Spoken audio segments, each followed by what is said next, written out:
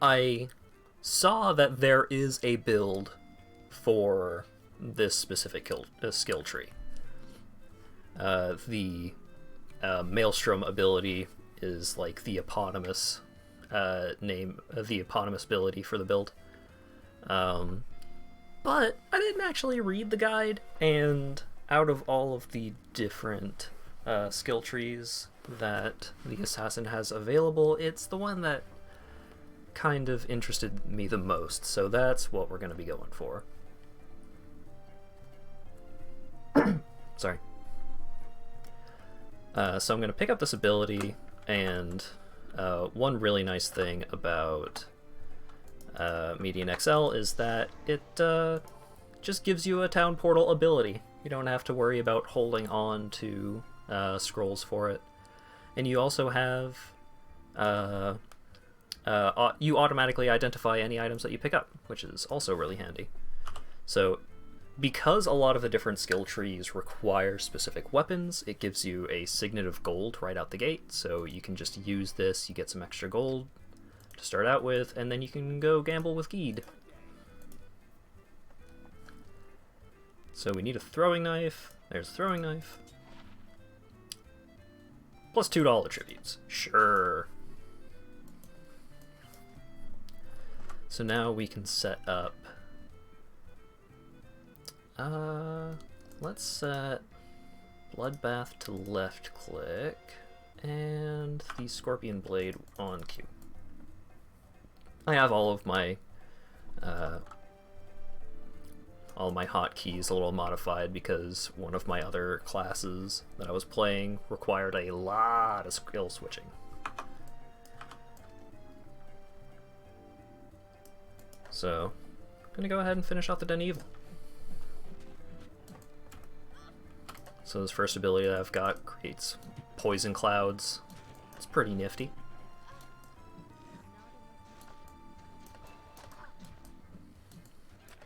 Mana's probably going to be a little bit of an issue, being this reliant on my my main ability here. But it should be okay. Oh yeah, Dio knife powers. Yeah, it's gonna be interesting to see how this class kind of works out with throwing knives being the primary ability that you've got going on. I know, like, you don't have to melee... Oh my goodness, am I lagging? Oh no. I know that you can throw the throwing knives, but I'm really bad at remembering to repair my gear, and repairing your gear is kind of how you replenish your throwing knives. So we're just not gonna do that when we don't have to.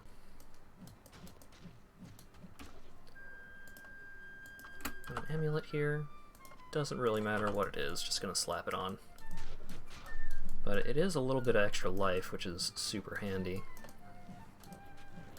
These quill bears are basically the bane of the early game, especially if, like, you see they absorb magic there at the top. They are really resistant to a lot of different classes' early abilities, which is... Oh, that's a spear, not a sash. I'm a fool. Lightning resist? Sure.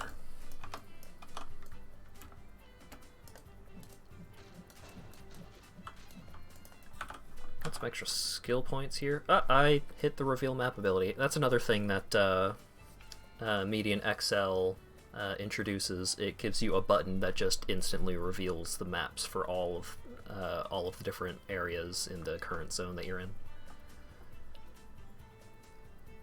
I think I'm gonna wait until I can put a point into Storm Crows. It seems pretty neat. So what we're gonna do for now is we're gonna put a point into Blink. Theoretically, I really want Shadow Refuge because it's such a powerful defensive ability. It gives you some physical resist and movement speed, but I'm kind of just gonna hold on to my skill points for right now. Same with my stat points, because the main use for your stat points is allowing you to use different pieces of gear. So, like, a lot of the best pieces of gear require a lot of strength or a lot of dexterity or so on.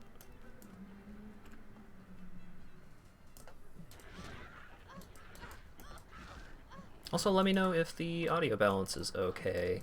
I know I've got a lot going on between the game sounds itself and I've got some music going.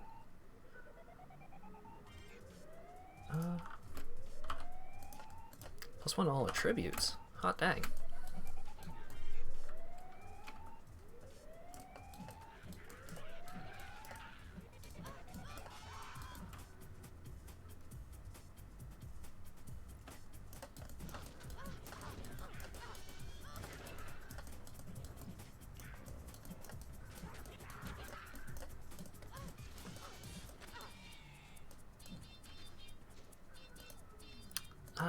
I remember Ith runes make something interesting, but I can't recall exactly what.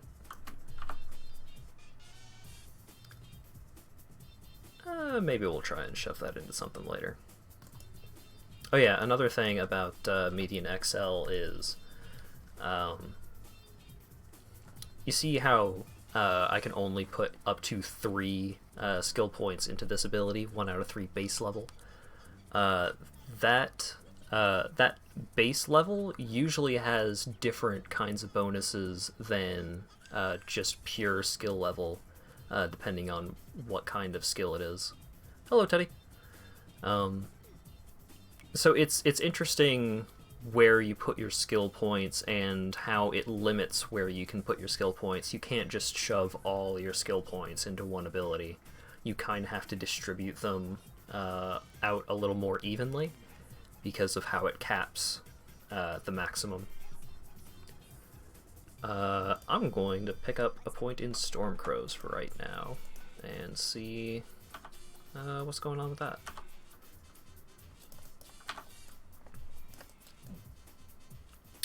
Kind of like a shotgun blast? That's interesting. Oh, okay. That was the last guy. Back to town. Pop over, see Akara.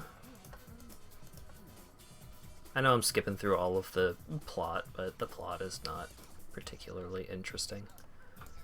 So I got an extra skill point from Akara.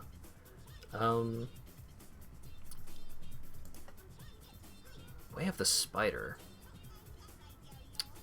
Poison spell damage, poison damage to weapon.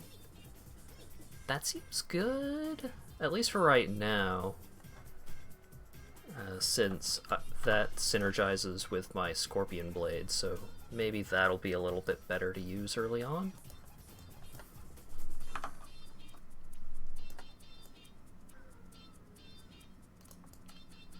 Oh, and another thing, you notice how I'm actually moving at a pretty decent speed. If you remember the original Diablo 2, you did not move this fast.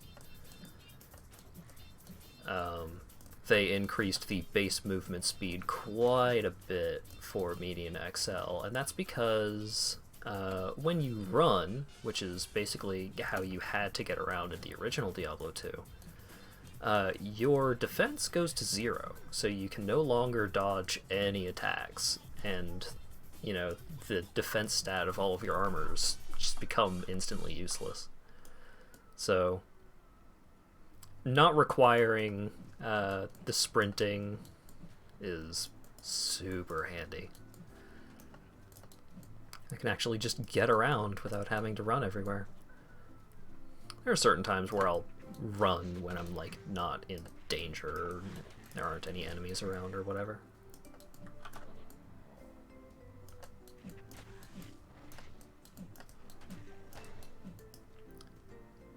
So this one just deals pure weapon damage. Extra knives if I have not been hit recently, which is interesting.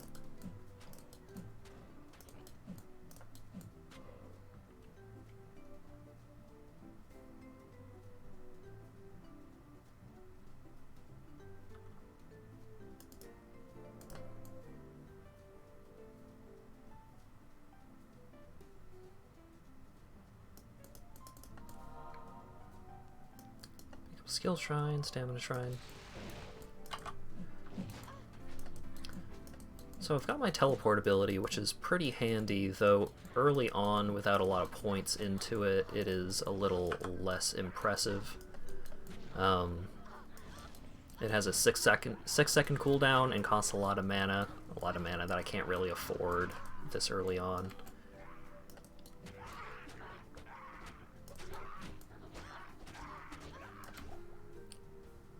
Targe, can I equip that? It's paladin only.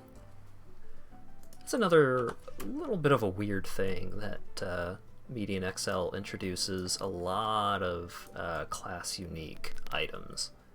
So sometimes you'll happen upon this pretty nifty unique while you're just, you know, going around doing your thing, kill an act boss. They reliably drop uniques in the mod. But, oh, it's druid only. Oh, it's paladin only, sorry. It does allow them to make some of the uniques a little more interesting in terms of what they can do. Like, if you make a unique that's druid only, then you can, you know, give that item, it gives you a bunch of points in a druid unique ability. So that way, like, you know that this item is really specifically for druids, and they make it specifically good for druids. This is a Diablo mod, so this is Median XL Sigma. This is a complete overhaul mod for Diablo 2. Well, not entirely complete. Most of the core game is still intact. Like, I'm still going to go through Acts 1 to 5, I'm going to kill Diablo, I'm going to kill Baal, I'm going to clear the Den of Evil. It's all very familiar if you're into that kind of thing. If you played the game when you were young, or, you know, even if you picked it up after its time, it still holds up for the most part. But this mod, it just breathes a lot of new life into the game. Like, automatically picking up money, and it rebalances a lot of the economy of the game. It gives a lot of ways to spend your money, because in the original Diablo 2, money quickly becomes useless even before you start reaching the higher difficulty levels. So it gives you productive things to spend your money on, and it makes it so that you don't have to completely load up your inventory all the time with just tons and tons of items that you're only carrying just to sell to a merchant so you can afford some extra healing potions. So long as you're walking over the money, and it just automatically picks it up, which is the best. You will usually be able to afford most of the things that you need early on, potions and repairing your gear and stuff like that, and then over time you'll save up a lot of money and you'll be able to afford some of the gear crafting items that they have introduced, which I will probably get into later, because it's a lot of systems to get into right away. Oh my goodness.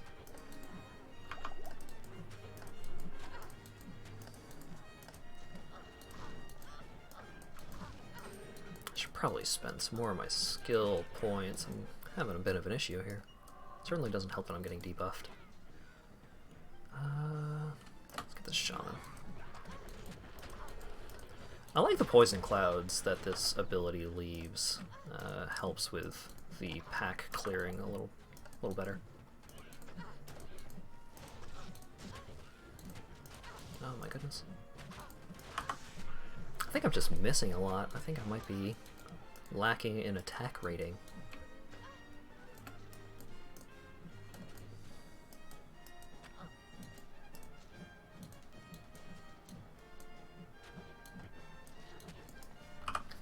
Oh, here's another thing. For anyone that's familiar with Diablo 2, this is pretty wild. Like, this massive amount of inventory space that you have. They also massively increased the size of your personal stash, so you can hold on to a lot more items. It is incredible. No, I'm not even gonna put that on. So what do we got for skill points? I really want to pick up Queen of Blades, but that's not until level 12. I don't know what I want to put my points into early on, because I can't, like... I know this ability is good, just through osmosis.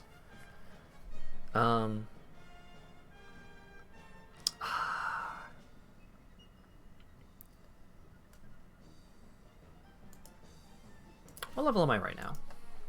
Level 9? I'm not that far off from picking up the Maelstrom. I'll dump some points into dexterity to increase my attack rating, and just continue on my way for a bit. Where's the shaman? Get out of here.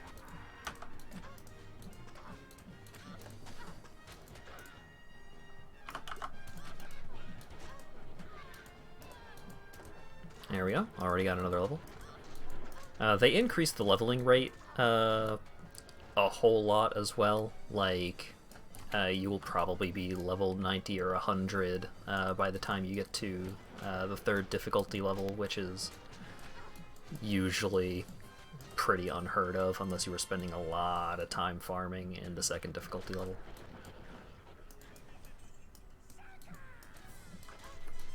Ah, Majima Construction.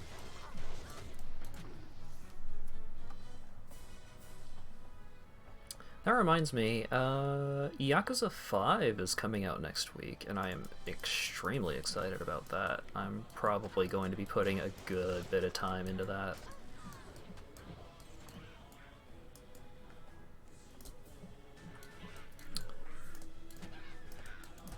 I missed the graveyard, though.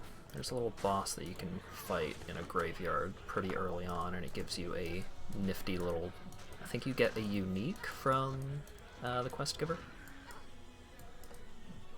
So I'm gonna quickly do a little backtracking to go find that, because to progress I need to go through the underground passage, which is over here. Whoop.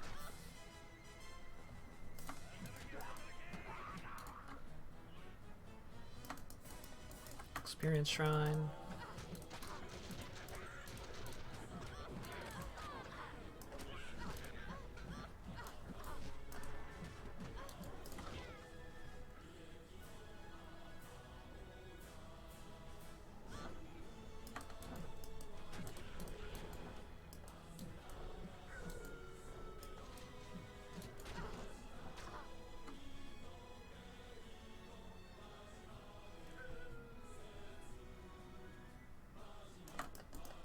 Well, well, well. What do we have here? Sorry.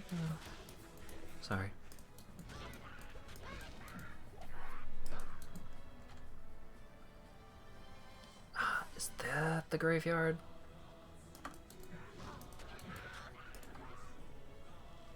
Just crazy. That's level 11. Almost there. Okay, this is the graveyard.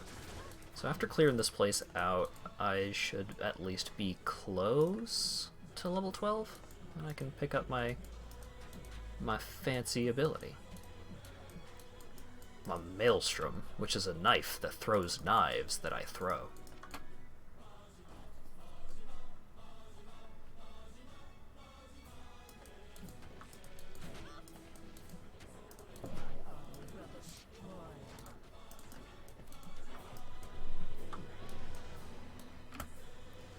Drop anything nifty? Any throwing knives that actually do anything? Doesn't look like it, though. I don't have boots yet. No move speed. Darn. Okay. About halfway to the next level. I should have a waypoint to get back over there. Oh, actually, let's... Oh, is that what I get my mercenary from? Oh, I can get a friend.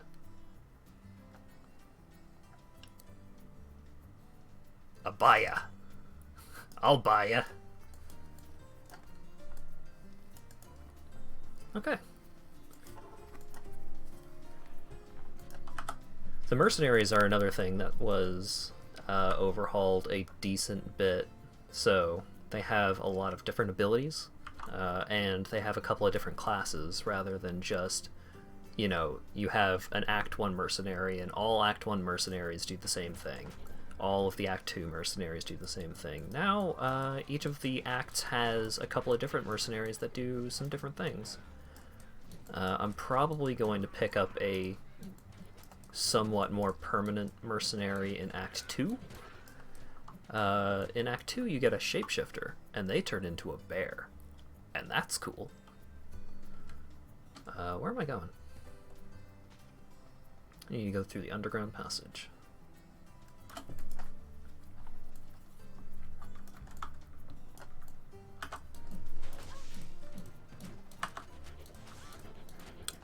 I keep switching to the Stormcrows, hoping that maybe I'll be able to shotgun some stuff a little more effectively, and it's just not doing it for me.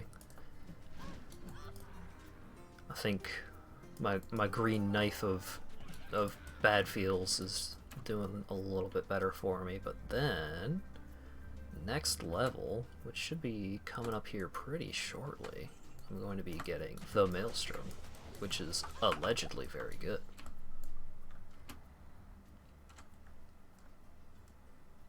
Once I get that, I'll probably stop and take a bit of a look at the skill tree, see what's going on there, see if there's anything super cool that I'm missing out on. Oh, okay, there's a level. Pick up this ring mail, some gloves, and pop back to... Ooh.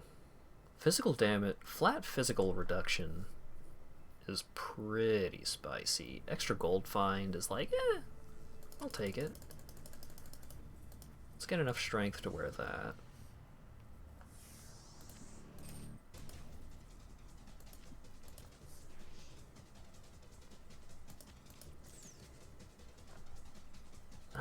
Okay, skill tree. So let's grab the Maelstrom.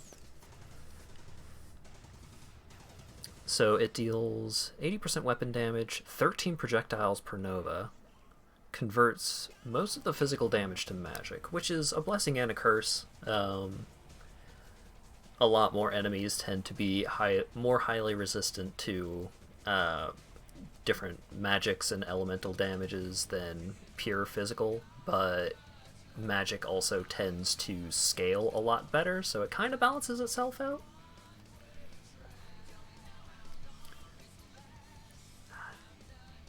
Deals a lot of percentage of my dexterity, so I would assume that trying to stack as much dexterity as I can, probably pretty good for that situation. Queen of Blades. Deals percentage of weapon damage, bounces off of nearby foes. Seems good. I'll grab that.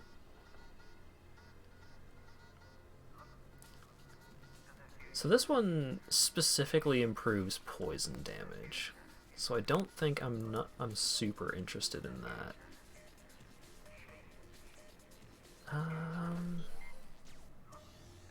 Do I want to shove a bunch of points into Blink? I think I'll just leave it at 1 for right now.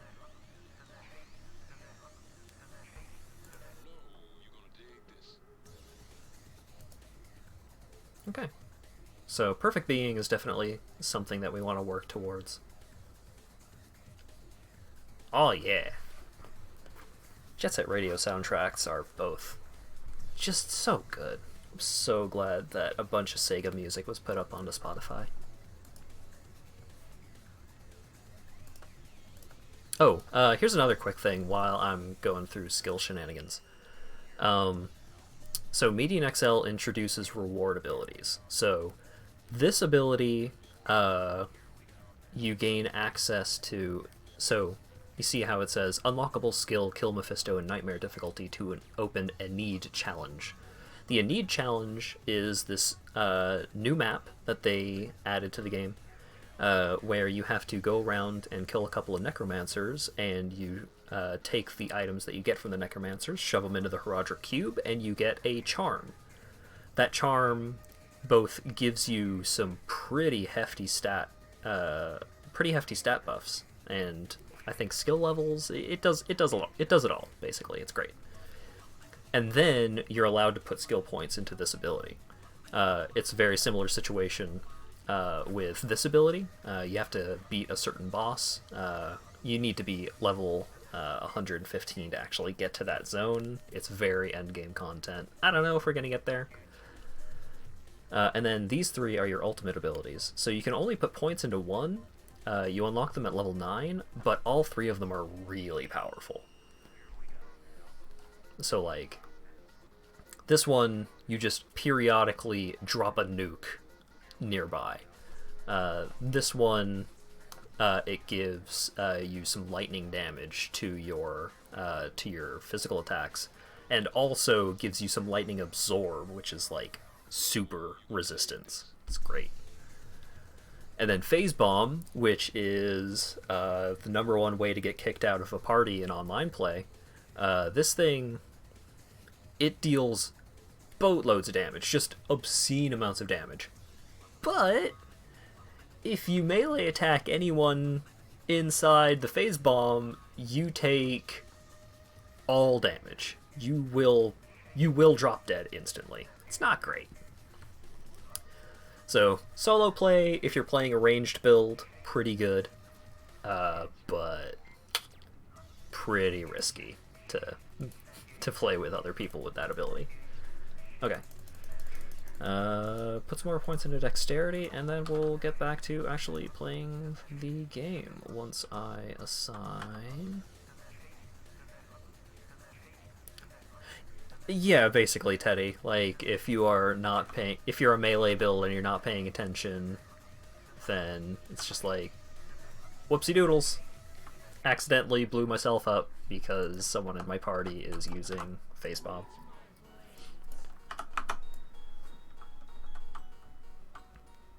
Okay, so let's go see what Maelstrom is like. Ooh, damn.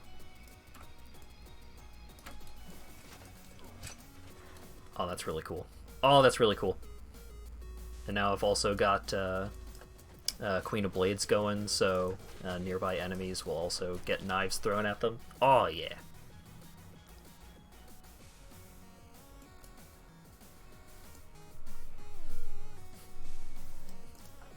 I'm always a little worried about what auto caption is making me say when I'm not paying attention to it.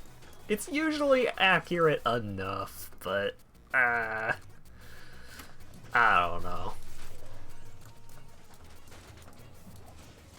Oh man. Oh, this ability is really cool. I'm glad I decided to go with this.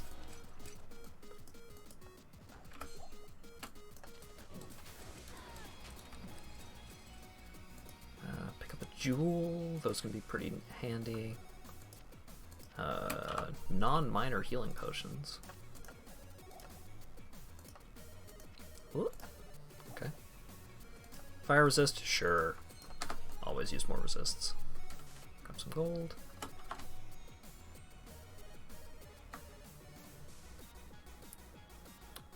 Huh. I've currently got it on my recommended for you playlist, Mix 2 Daily Mix. I haven't been using Spotify for long, but Machine Gun Kiss, hell yeah. See, I've only been using it for a couple of days and Spotify already knows me so well.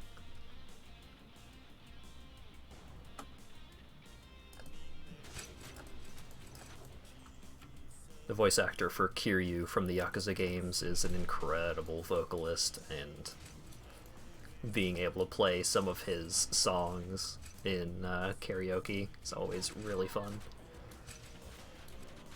Because he's staying in character, but it's also just really good. Where's the shaman? Did I get him? Okay. I need to be keeping an eye out for...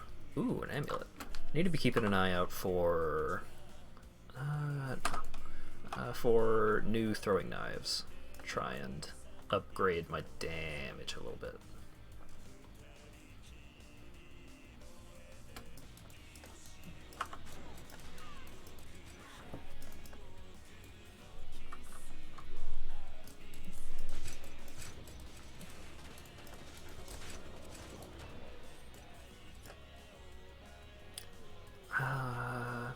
should probably keep a slot available for rejuvenation potions, because as someone that's casting a lot of spells, mana can be a bit of an issue early on.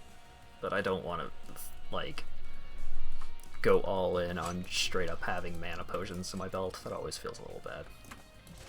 But that's probably just because I'm bad. It's probably just correct to do until later on when your mana is a little more consistent.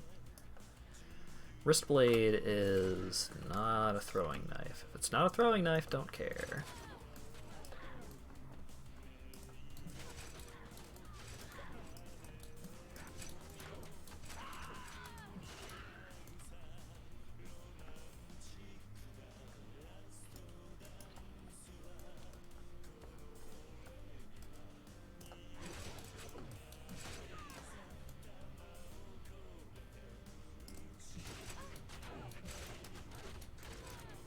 One issue with the Maelstrom is that it does have a little bit of a cooldown, so you notice whenever I use it, the little tooltip goes red down there in the corner. I could say, like, hey, that's something that Path of Exile gets right, where it's a little clearer as to when you have your abilities available or not. But I could just say that about basically everything in this game. Path of Exile, it's, you know, it's still an ARPG. It's even more of a sequel to Diablo 2 than Diablo 3 is. I'm still gonna end up streaming Diablo 3 because I think it's a very fun to play game, even if it doesn't have quite the depth that Diablo 2 had and Path of Exile has. But even with all of the unique, even with all of the quality of life improvements that Median XL introduced to the game, it's still not perfect. It's still pretty. It still shows its age in a couple of ways. Ooh, extra dexterity. Don't mind if I do. Oh, I can't put that shirt on now. I need to get out of the Darkwood. The Darkwood sucks. I can't see where the shamans are.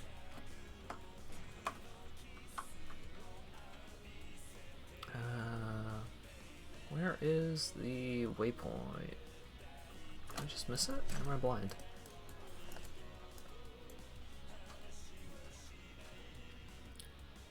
So when I went over to that tree over there, I got a scroll that I need to go to Tristram. And you need to go to Tristram, which is the town from the original Diablo, in order to free Deckard Cain.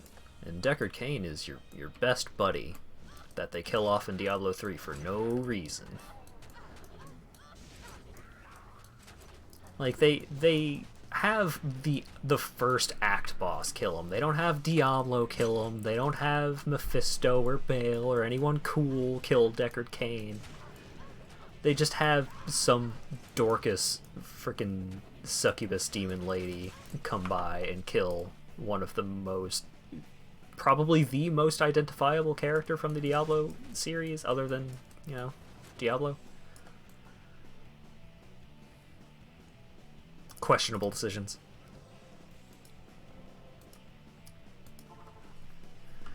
Okay, let's pop back over here.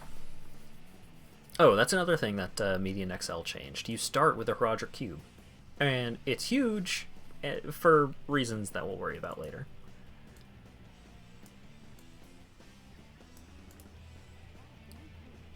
Okay.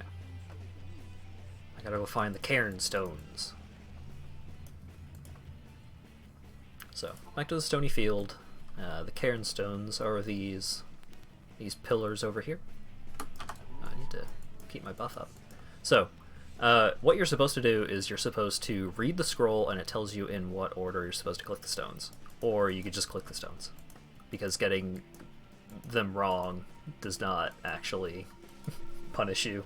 You can just click on them. Ooh, it's summoning a portal! I should have actually looked at the scroll before I did that. I'll do that on Nightmare difficulty.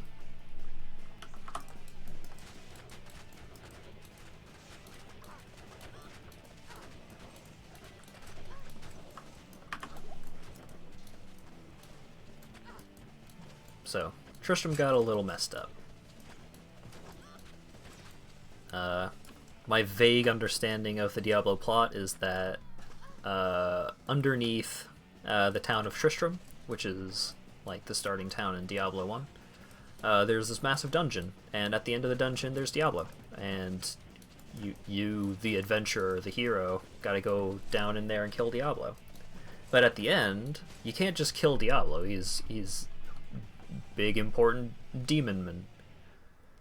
So the protagonist trapped Diablo inside a soul stone, inside his own body. His or her own body. I don't remember if you could play as ladies in Diablo 1. I haven't played Diablo 1 since the PlayStation 1 version forever ago. Yeah. Just do a little skipsies there. Gotta get the leg. Very important. Keeping a demon inside you sounds bad for your health. Yes. Correct. So, after he stores Diablo inside himself, he kind of just hung out in the dungeon, suffering forever and ever. Because their noble sacrifice.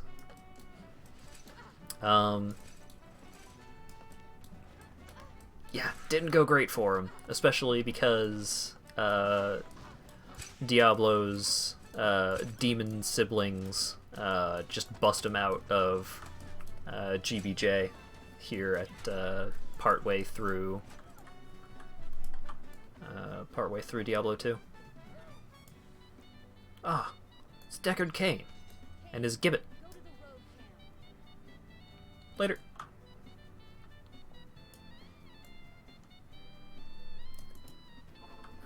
How far away is the waypoint? I'm just going to continue onward for now. We'll go back and hang out with Deckard Cain later. In the original version of Diablo 2, Deckard Cain would identify all of your items for free. But in Median XL, all of our items are always identified for free.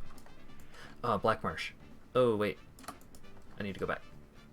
I need to take my town portal. I didn't take a town portal. Was the Black Marsh correct? Okay. Later, Deckard.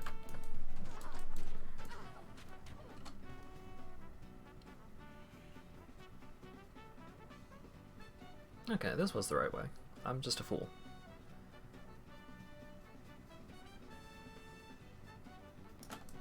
Ah, okay. See that spot over there? That tower?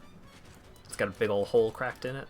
That is a optional side dungeon, but you get some pretty nifty rewards from it, so we're gonna go do it. The Forgotten Tower. What level am I at? 16? Boy howdy. I'll just take a little bit of damage here. Just don't mind me, I'm learning. Oh, actually, I am going to kill these guys. Because I am going to read... There we go. I'm going to read a little bit more into the skill tree because certain abilities have synergies. So, the Maelstrom, if I get it to base level 8, it no longer has a cooldown, which is pretty handy.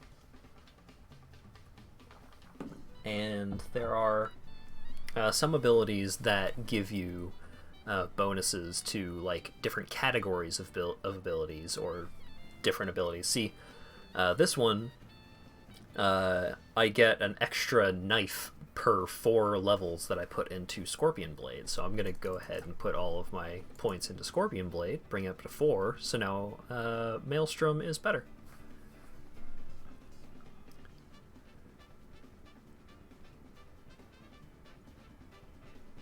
Okay, anyways.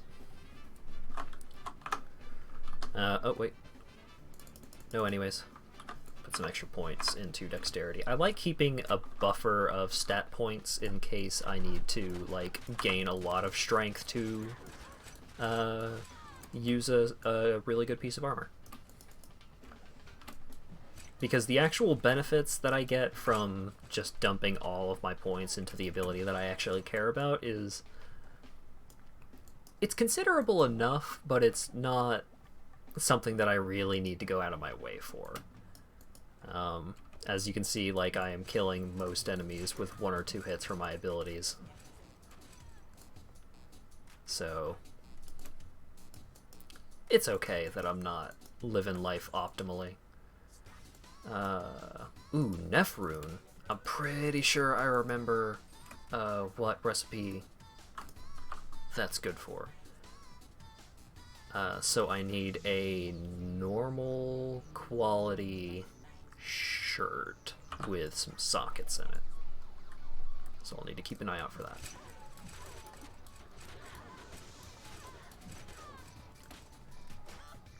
Rune words, which, if you're not familiar with Diablo 2 rune words, you would take some of these runes and shove them into gear in a certain order in order to form a word, and that word would turn that piece of gear into a much more powerful piece of gear. Really cool system. In Median XL, they changed it so that rather than requiring several runes in the right order, it's usually only one rune that you need, except it needs to be inserted last after a couple of after you fill up the rest of the slots with jewels. You can only do this in a normal quality piece of gear, so like this has sockets in it, but it's a rare, so I can't do it in that. What am I doing?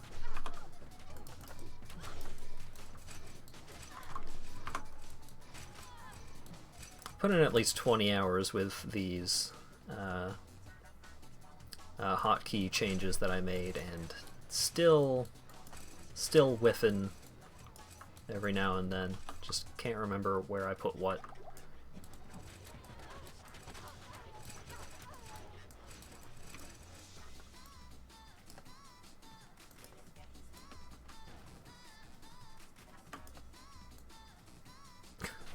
My mercenary is freaking out a little bit. Just going all over the place. Hot damn, she's fast.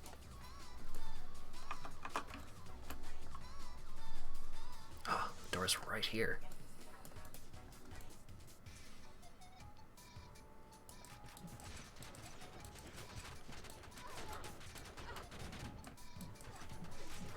Plague Shank the Sharp? I don't want to get shanked by Plague Shank. That sounds... I mean... oh, dang it. Barbarian only. If he is sharp... oh, actually. I don't have enough strength to wear my current shirt, so I'm not actually wearing it. Boop. Magic Find.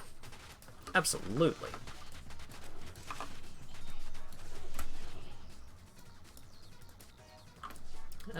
Yeah, I guess I'll hold on to the ruby.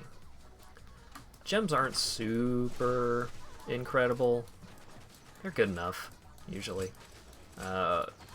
Usually what you'll use gems for is making sure you're at 75%, or you're maxed out on all of your different elemental resistances. So, you know, it matters a lot, the difference between taking 75% of all incoming cold damage and taking 25% of all cold damage. It can make a massive difference, especially in later difficulties, where if you are not maxed out on your resistances, you are probably going to die to everything. Grab some extra potions.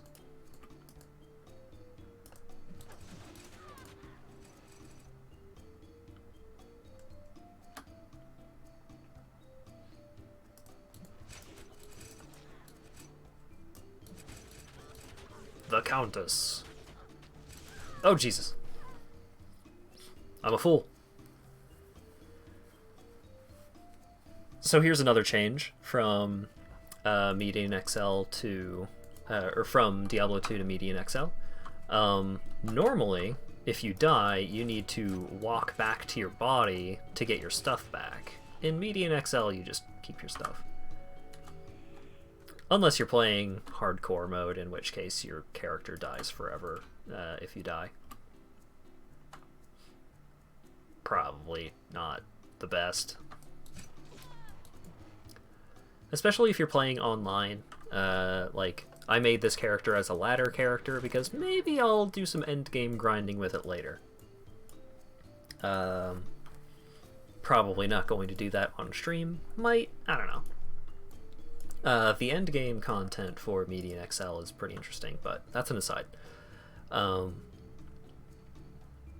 you're playing online, sometimes you lag, and if you lag on a hardcore character in a bad situation and you die because your internet connection just decided to not work for a second, losing potentially dozens of hours of playtime off of, you know, half a second of delay is not my cup of tea.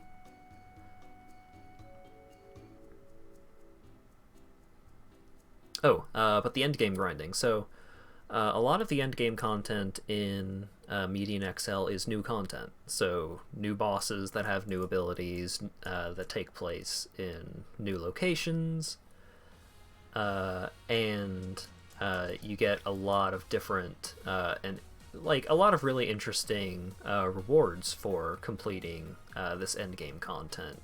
You get really powerful charms. I think I mentioned charms earlier, but didn't explain what they are.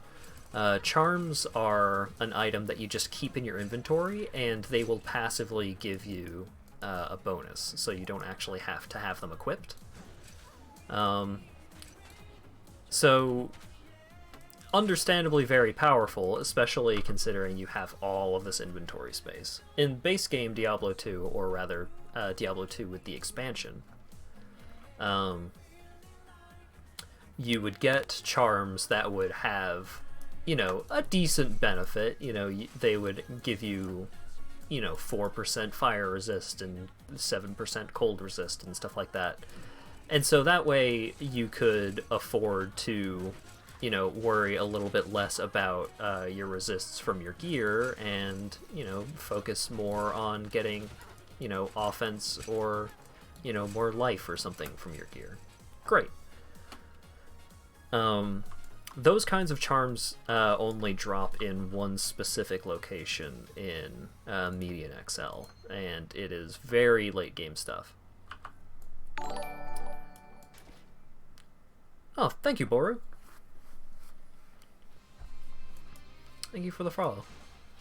So, there's a lot of interesting ways that they kind of deal with the charm system.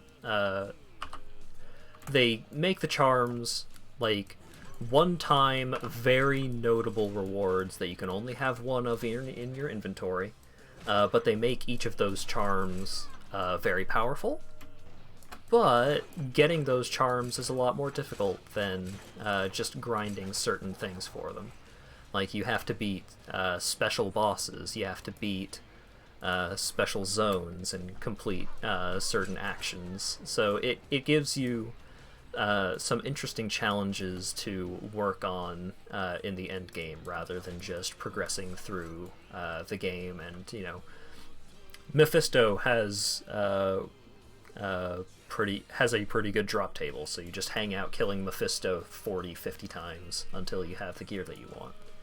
Rather than worrying about that kind of stuff, it gives you a lot more systems to try and get the gear that you want.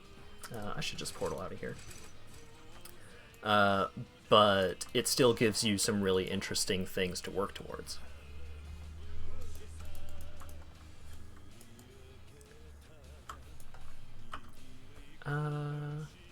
Requires strength. See, this is why I hold on to some points of strength, so I can wear this cool belt. It gives me some resists, gives me some vitality. Perfect.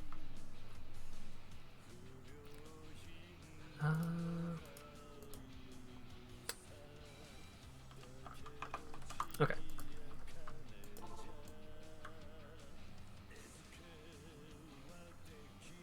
I try not to spend too much time dinking around with early game gear.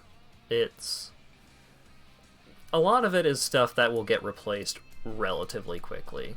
So maybe once I start hitting, Act 3, I'll start worrying about what I've got going on. So, but unless I find, some throwing knives or something, I'm probably just gonna try and keep on trucking for now.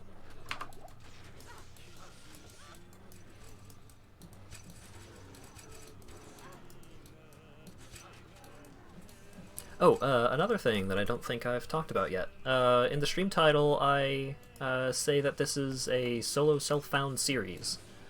Other than it just being something that I thought sounded fun, solo self-found has a specific definition among action RPGs. It means you don't trade for any gear. Anything that you find on that character is something that you found yourself. You don't trade from anyone. You don't get gear from anyone else. It's you treat it entirely as a single player experience. But in addition to that, for me personally, I tend to play a lot of I tend to play a lot of ARPGs, but usually when I do, I will follow a specific guide. I will follow a build. Or what have you. So it's like I'll look up and see like, ooh, two-handed cyclone barbarian. If that sounds really neat, I'll do that, and then I just follow the guide as to where I put my stat points and my skill points and all that kinds of stuff. I decided for these streams, what I want to do is I want to try and take all of this half understanding of the core mechanics, all of my almost getting it, on how a good build is supposed to work, and just, fly by the seat of my own pants rather than the seat of someone else's. Because I have played a lot of these games. I have over 1,000 hours in Path of Exile. I've played Median XL for probably 100 hours now. Oh, sorry about that.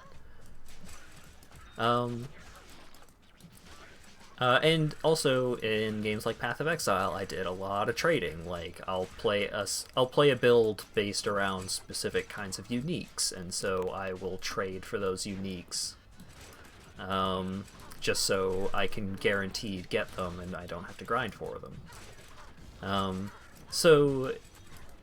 In some aspects, it's going to be much more difficult in some of the games than others. I've been pretty much solo self-found in most of my time in Median XL anyways, but I've been following guides, so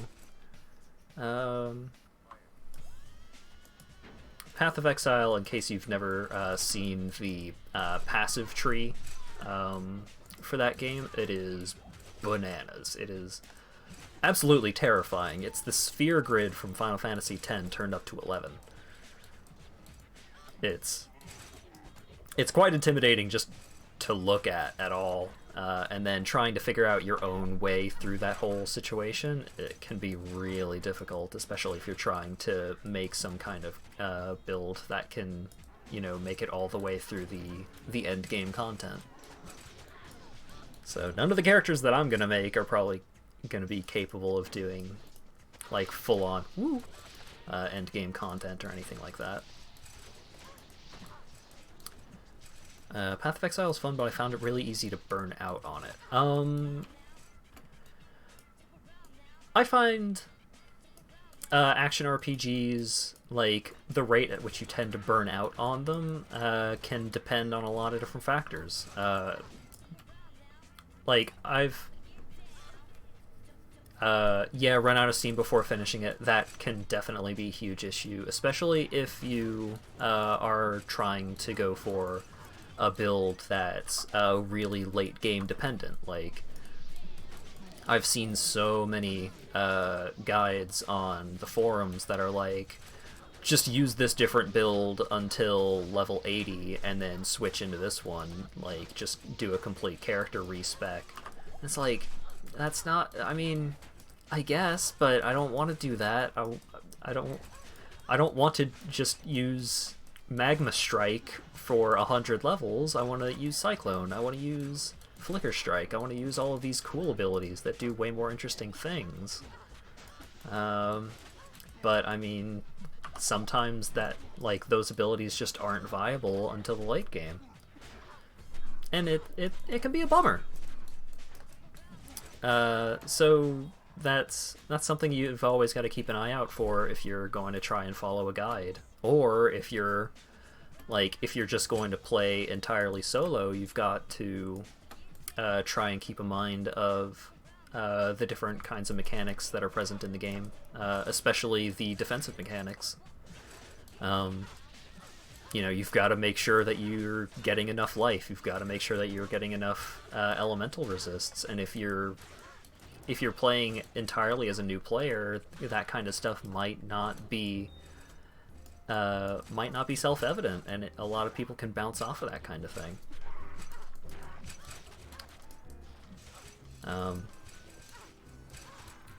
I find that, at the very least, just playing through the base game of an ARPG, like the first difficulty level or the first handful of acts, once you know how the game's core mechanics work, and you start learning a couple of things, like, here are some good places that I can farm for experience, here are some things that I should keep an eye out for on the passive tree, or a couple of I should know not to just dump all of my stat points into one stat, because later on I might need a different stat. A lot of those kind of core mechanics, once you have a decent enough understanding of those, it becomes a hell of a lot easier to just, at the very least, finish the base difficulty, like the base game, just doing whatever, really.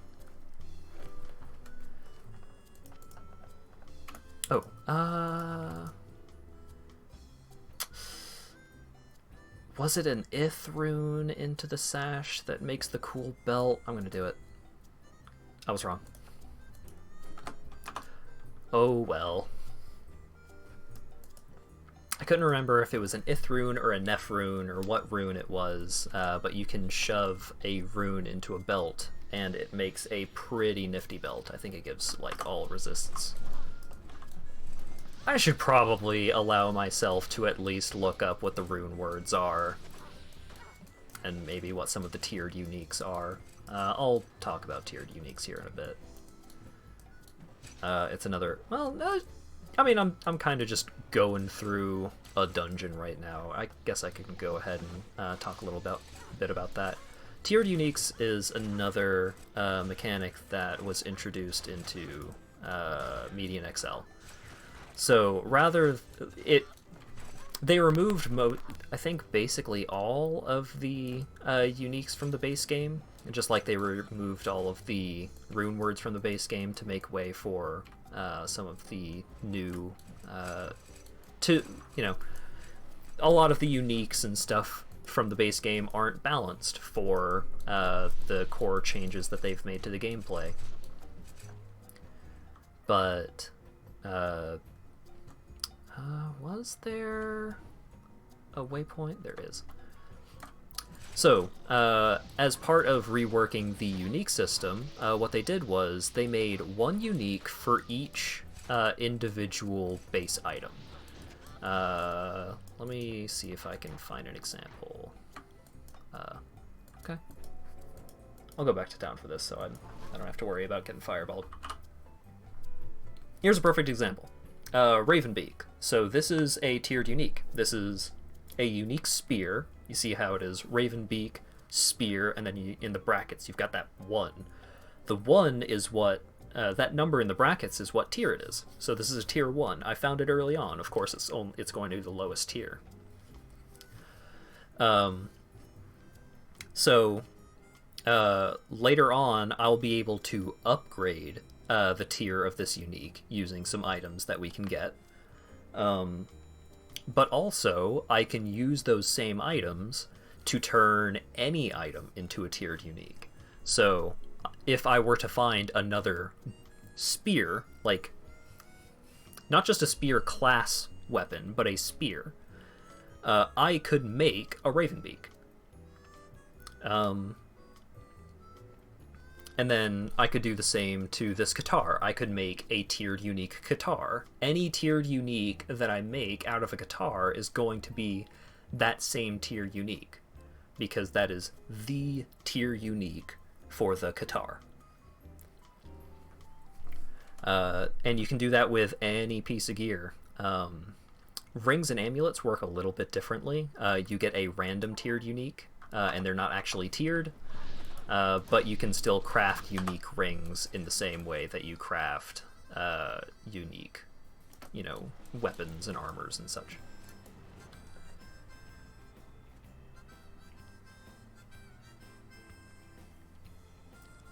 So tiered uniques are a really interesting way of giving the player a little more agency in, getting the specific pieces of gear that they want. Like, if you're familiar with the game and you know what kind of build that you're working on, you know the kinds of tiered uniques, you know the kinds of uniques that you want. So you can use the tiered uniques to guaranteed always get that unique. Which can make the leveling process a hell of a lot easier.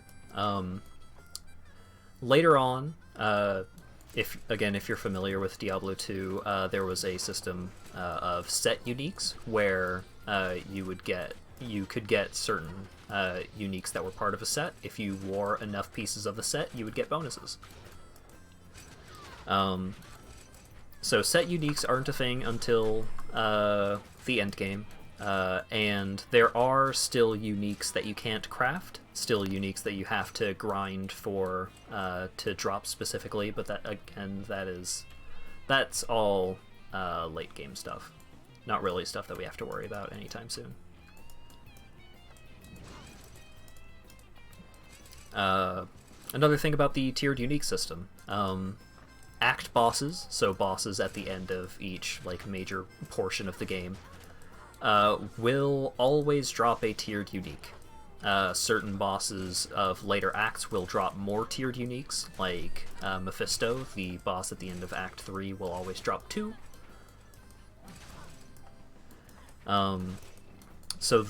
These guys absorb magic, that's why they're taking so long to kill.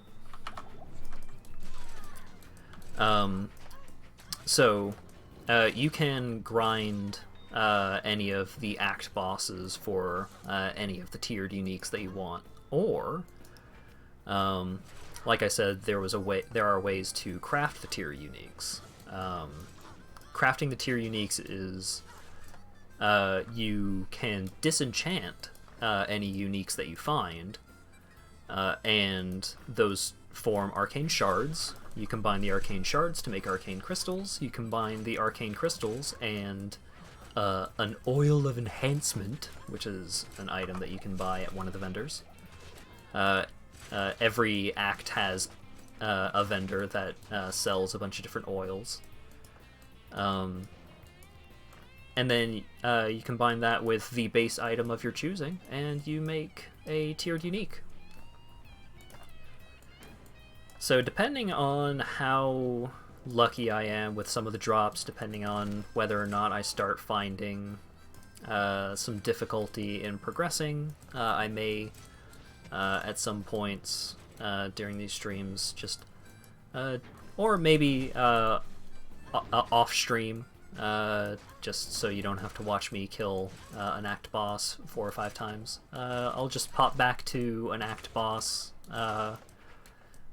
get some guaranteed uniques out of them, and then use those uniques to make the uniques that I want. Or, if I get the uniques that I want, I can use those other uniques that I don't want to make the uniques that I do want better. I need to buy some potions. I also probably need to put some points into my skills. Aw, yeah. Look at that. 9 skill points. I am a fool.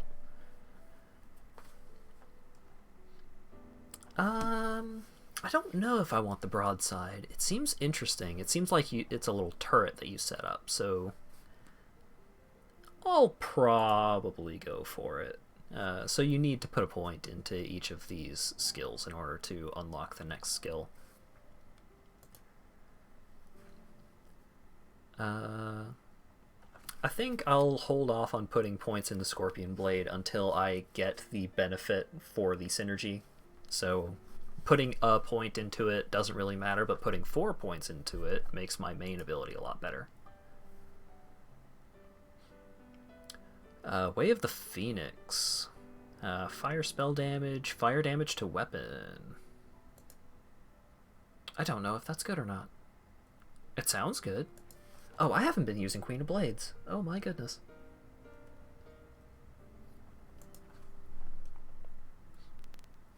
I need to do that more often. Okay. Stock up on potions. Oh, that reminds me. I got the Herodric Malice. So I can bring that over to Charizard? Charcy? Close enough. She repairs my gear, which I'm probably going to forget to do way too often.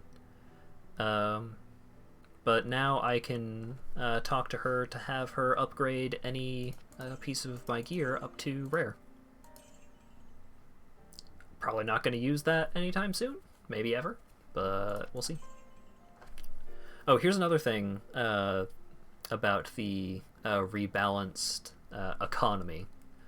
So you notice how I've got like almost 24,000 gold?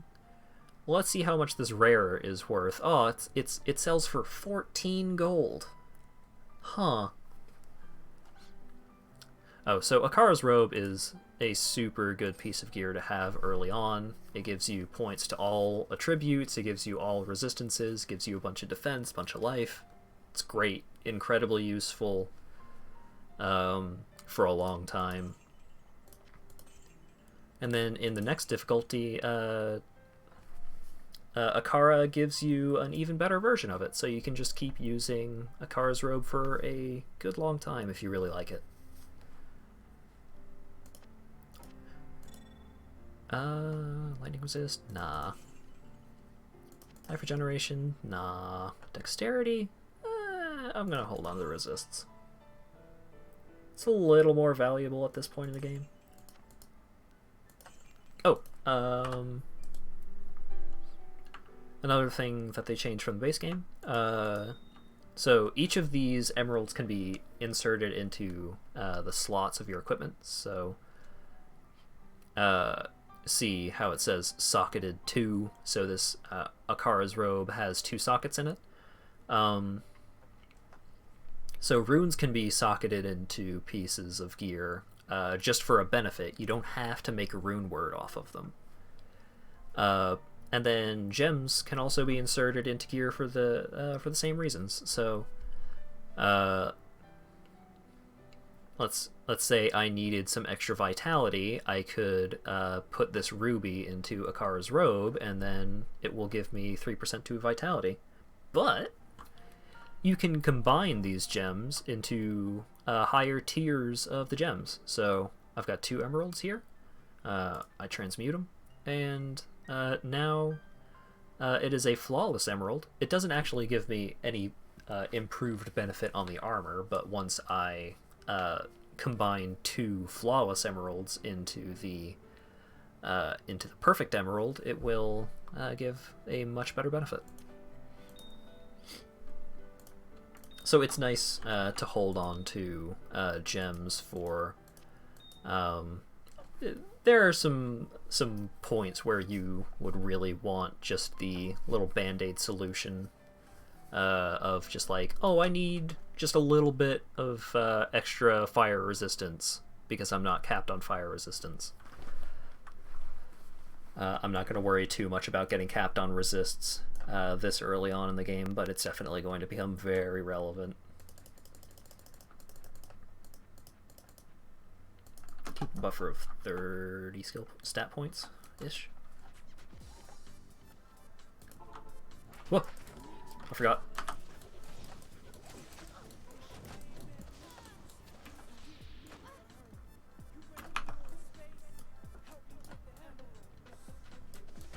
Oh man. Sonic Adventure 2 soundtrack was so good. Sonic Adventure 1 was also pretty good, but Sonic Adventure 2, I'm definitely biased, because I played that game so much as a kid. Like, one of my favorite GameCube games, and that's saying a lot. But, like, every character had a bunch of different songs that were, like, really unique to their character and relevant to the stage, and so each character had a very different, you know, they had different play styles, but also they had different aesthetics to their whole thing. And it was just a lot of fun. Like, you know, you knew Knuckles was a cool guy. He was really, like, laid back. He was, I mean, at the time that I played the games, Knuckles was relatively gangster, as one might say. This was before Shadow got the gun. But his music was rap songs, and that was just, it felt really accurate to his character, even though, you know, first going into it, it felt a little goofy to have, you know, rap songs in a Sonic game, but it really worked. And Sonic himself had all sorts of chipper, upbeat butt rock. Oh, loved it.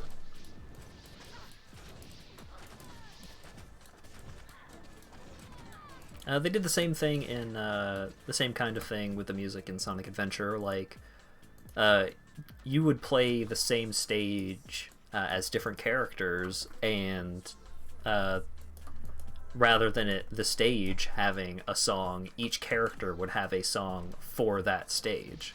So, like, when you played through Emerald Coast as Sonic, it would be a very different sounding song than when you played Emerald Coast as Tails, because Tails is a very different character.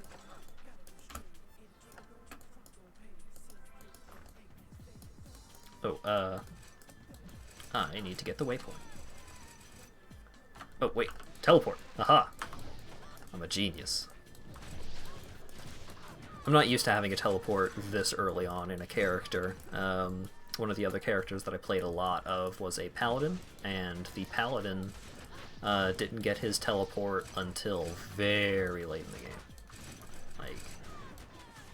Like level 80? No, level 90, I think? Oh, took a while.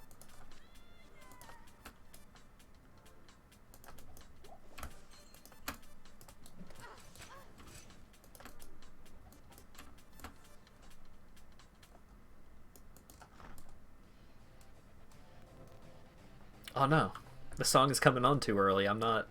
Well, now I need to get to End Ariel quickly, so I can have the boss music for the boss.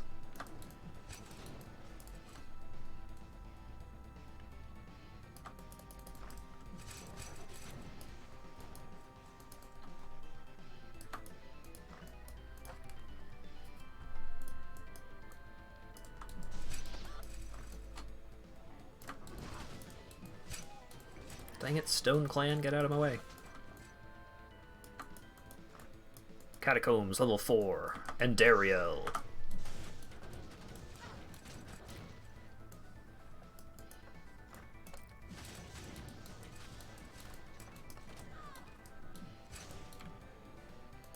What? There. Druid only. Staff. Worthless. If it ain't a throwing knife, get it out of my face.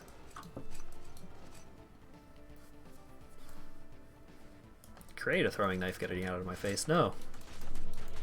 I need the throwing knives. If I create a throwing knife, get it in my face. No, get it into the face of my enemies. There we go. Got there.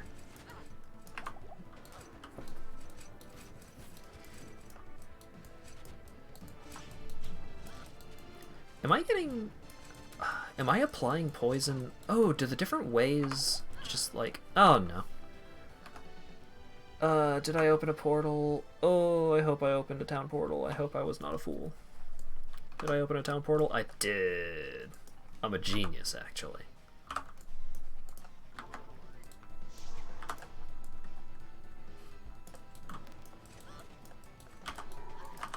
buff going. Maybe I should be putting a lot more points into the ways if they just add flat damage to my other abilities. Oh no. Bone Splitter. That's probably an axe. It's probably a barbarian axe, if I had to take a wild guess. And we also get the Catalyst of Disenchantment. Oh, I was extremely wrong. It's a polearm for necromancers. So, here's how the tiered unique system, like how the tiered unique crafting system works. A little practical demonstration. So, I don't want this. I'm not a necromancer. I'm not going to be trading this to a necromancer. Super doesn't matter. I don't want it. So, I have this Catalyst of Disenchantment. Create arcane shards by consuming tiered uniques you no longer need. Catalyst plus tiered uniques up to a max of 10 in the cube at the same time, plus the Catalyst. Combine these in the Herodric Cube, and I get an arcane shard. And then 5 of these shards make a crystal, and then I can use the crystals to make really neat pieces of gear that are really useful for me.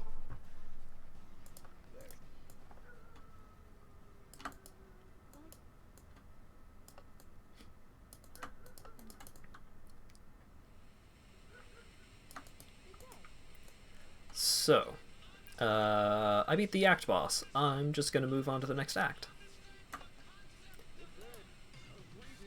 So War of here is with the caravan, so I'm going to hitch a ride with the caravan over to Act 2.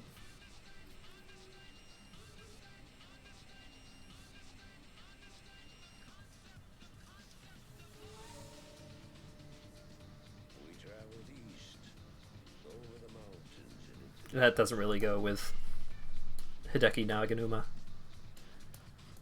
Point is, we're heading over here because we have a lead on some more demon lords being out here in the desert.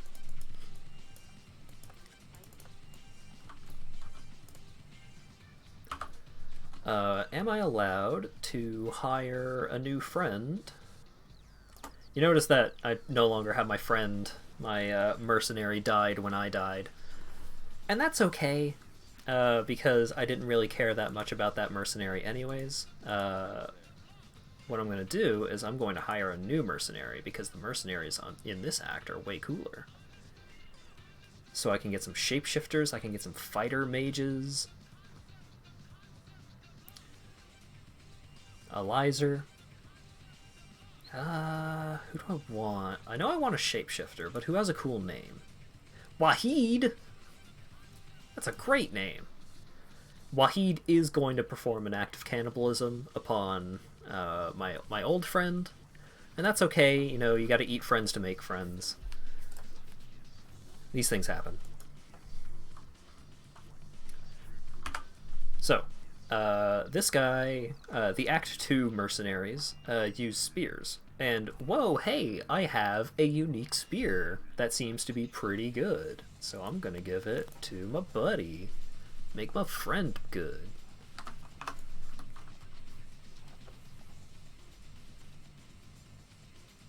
So we're gonna go over here, and we're gonna go hang out in the sewers for a bit. Because every good video game has a sewer level.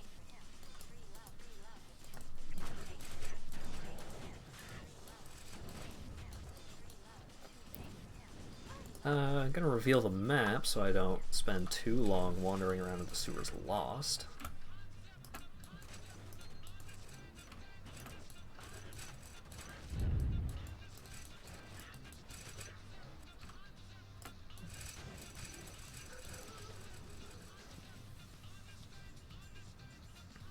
Hopefully the guard dog from a nearby, I think, scrapyard is not getting picked up too much on my microphone. I know I've probably got a lot of keyboard and mouse noise, which I'm sorry about, but I actually have a pretty wacky setup to try and diminish all that shenanigans. So between my keyboard and my mouse, I have my microphone, but my microphone, like, the legs that it stands on are really short. Ooh, unique. So what I've done is I took my arcade stick, my Kanba Q4AF, or Q4RAF, sorry. I've had this arcade stick, this fight stick, for a good long time. I put my microphone on top of it, so in between my keyboard and my mouse, I have this massive, just black monolith, and then on top of that is my microphone. And it's awkward because I have to spread my arms out a lot further than I normally would when I'm playing computer games, but hopefully it helps. I don't know. It seemed like it would pick up my keyboard a little less at least.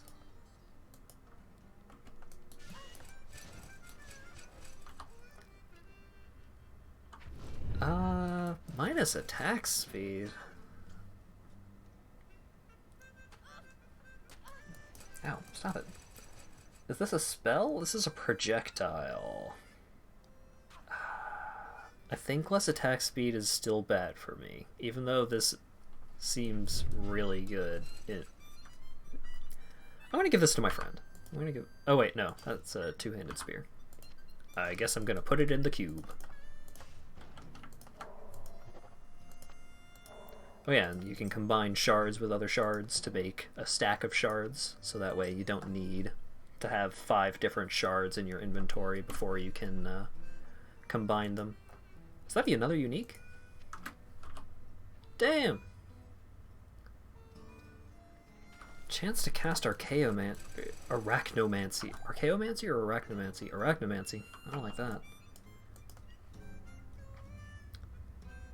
+4 to Divine Judgment. Jeez. Death Pit Stake. In the cube. I'll worry about combining those shards later. Let's actually play the video game.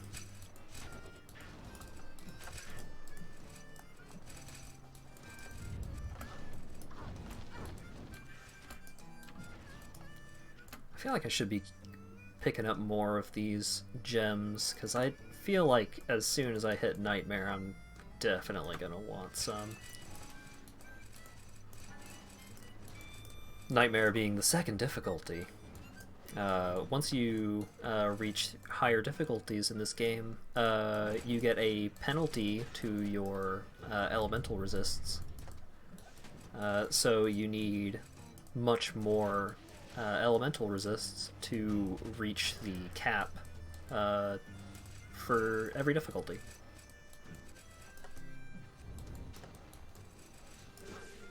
And you want, like, the higher the difficulty you're on, the more you want higher elemental resists. Like, being uncapped on elemental resists early on is not too bad, and then later on it starts getting to the point where it's like, ah, geez, I super need maxed out resists, otherwise I'm just gonna drop dead from any kind of elemental damage.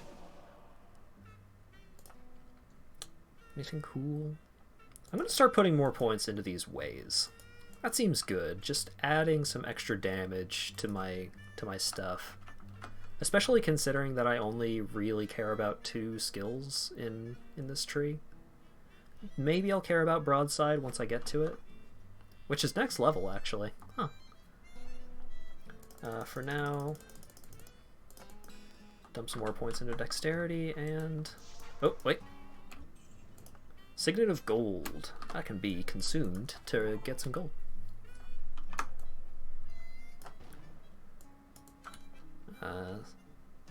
So by killing that guy down in the sewers, I completed a quest for Atma here, and now I'm allowed to go outside.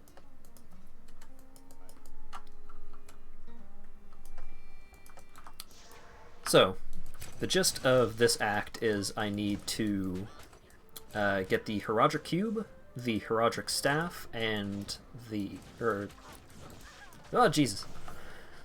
I need to get the cube, the staff and the amulet, and then I combined the amulet and the staff to make the cool staff, the Staff of Kings, and then I used the Staff of Kings to go fight a big demon man. Well, it's not really a man, it's more like a big demon bug thing. He's got pincers, he's got a gross abdomen thing going on. These guys resist magic. I don't like them. It's gonna take... Oh, jeez. These guys have some of the highest life out of enemies that you just find throughout the act, and also they resist magic damage, which is the kind of damage that I do. So this is going to be bad for me. I'm trying to deal with these guys. Maybe I should just ignore them.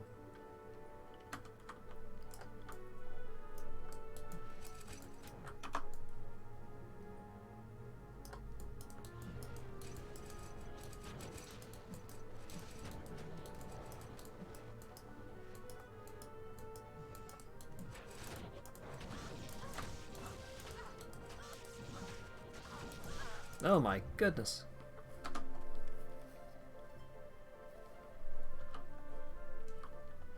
Okay, change of plans.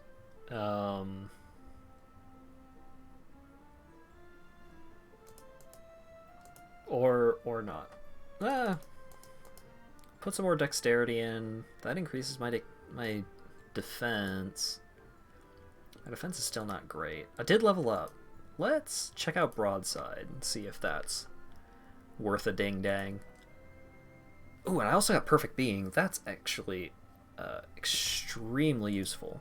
So Perfect Being just gives me a chance to avoid damage. Just any source of damage, I just have a chance to just not take it. If you don't get why that's good, I don't know what to tell you.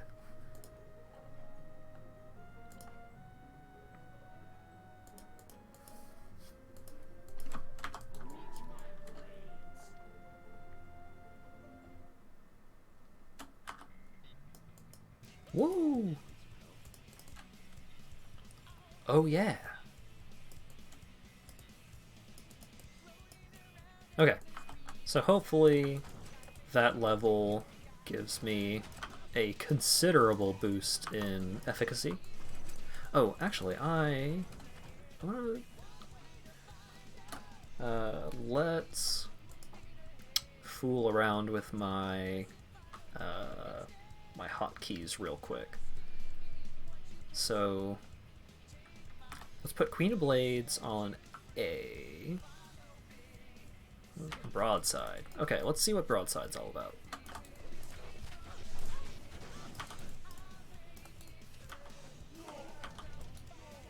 Oh my goodness, what's the cooldown on this thing? 12 seconds! I mean, it seemed to just obliterate those guys.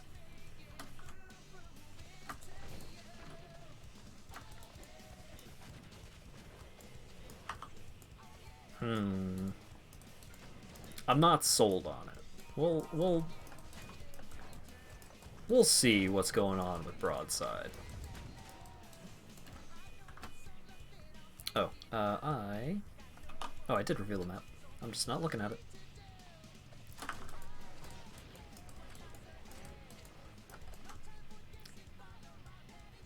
So normally, I would have to go into one of these little dungeons that can be found in the desert to get the Heraldric Cube, but Median XL just lets us start with the cube because it's useful right away. There's all sorts of cool things you can do with the cube, and there's no real sense in making you wait until Act 2 to start doing that stuff. Kinda wants to encourage you to start experimenting with the different things that you can do with it right away.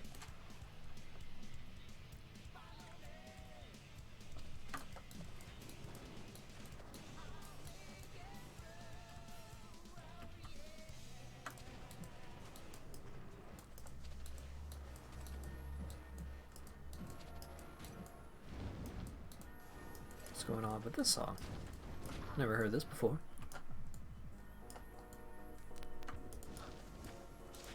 Jazzy, I dig it.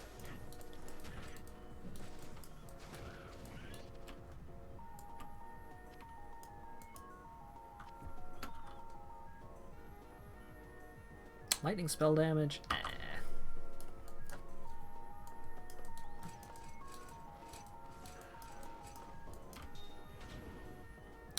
Amber is good for lightning resist, so can hold on to a couple of those.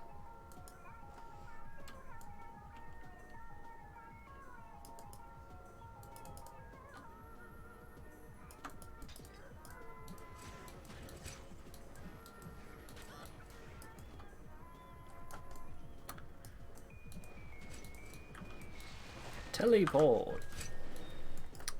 That kind of thing is one of the main reasons why I wanted to play as a class that had access to a teleport early on. The alternative would have been Halls of the Dead. Oh, this is where you get the Roger Cube, I think. I don't need to go in here. The alternative would have been Sorceress, and I am not confident enough in what makes a casting build good to try and, you know, go by my own knowledge of the game to try and make a caster. So the other classes that have relatively early teleports are Necromancer, which actually starts out with it, but you can only teleport onto your summoned minions. And then there is the Barbarian, which can only teleport onto enemies. And I feel like Druid also may have some kind of Warp Strike type ability, some kind of conditional teleport. But this Blink ability, it's an unconditional teleport. It can be used to skip some long walking sections, especially in some more complex dungeon type areas. It's just so nice to have early on. It is a world of convenience that I really wanted to have. Got some more Yakuza tunes going on.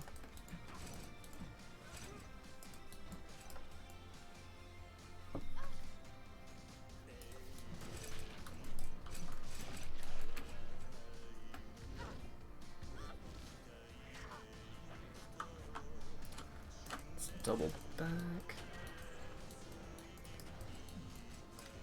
So far I'm really enjoying this build. It seems pretty straightforward in terms of gameplay. I could be doing things a little more optimally by doing something like picking up a point into Shadow Refuge and maintaining that buff at all times, but it's such a hassle to maintain short duration buffs, especially if you need to hit enemies in order to maintain it.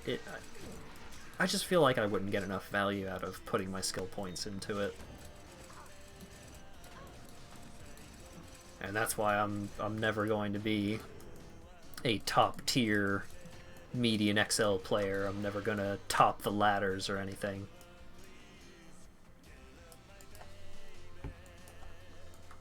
But, you know, at a certain point you've got to make some amount of concessions for convenience and ease of gameplay over just absolute perfect optimized. You gotta do everything just right, or why are you even playing at all?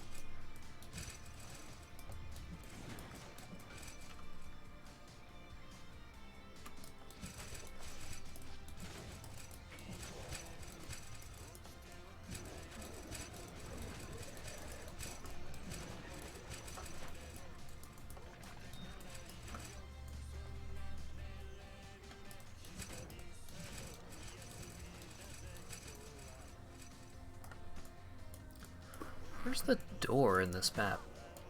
How do I go downstairs?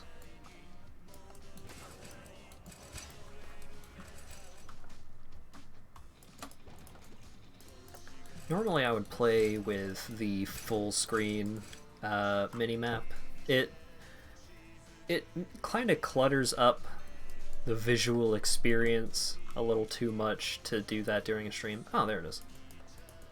But it definitely makes it so much easier to tell where things are on the map.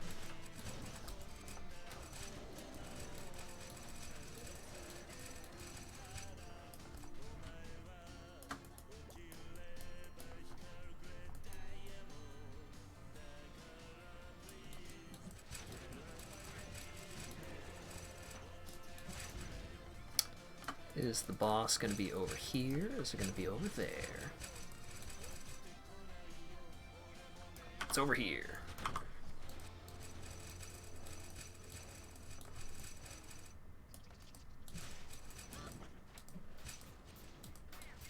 Gotta kill War Maggot the Mad. Mad because bad. Oh my goodness. I say that and I was about to die from poison damage for no reason.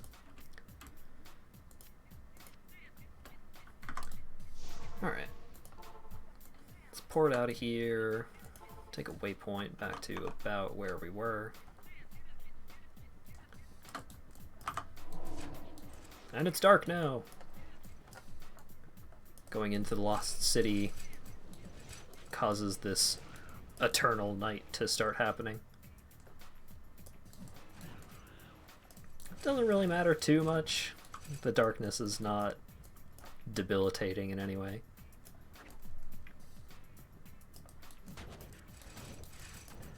So there are a couple of little extra side dungeons that we could be stopping into hither and thither, but I think we're just going to head straight for the Serpent Claw Viper Temple. Serpent something or other is what I thought I was going for. I don't know. So this is where we get the amulet. We combine the amulet with the Staff of Kings that we picked up in the other place, and I think that's the Heraldric Staff that we make, and that is a really cool staff that we're not going to use because it's just used as a key, basically. Even though it does have very interesting... It has a pretty good stat layout. It gives you skill levels. Ooh, Bone Helm. It gives you reduced vendor costs, so you can spend a little less money when you're buying potions. Required strength. Spell damage. How many shards do I have? I have 3 shards right now. Oh yeah.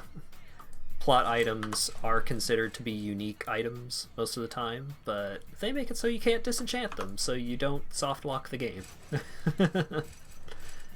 Just whoopsie doodles, I disenchanted the Heraldric Staff, and now I can't beat Act 2.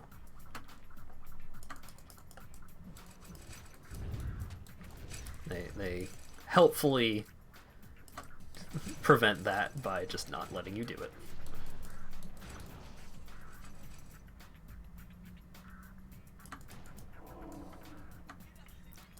So this place has a boss that is pretty tough, especially because it can be hard to find him amongst all of his little buddies. Plaguewrath. I think the unique that I gave my mercenary is really paying off in dividends. He's really tearing into my foes' hit, and we get into these fights. Okay.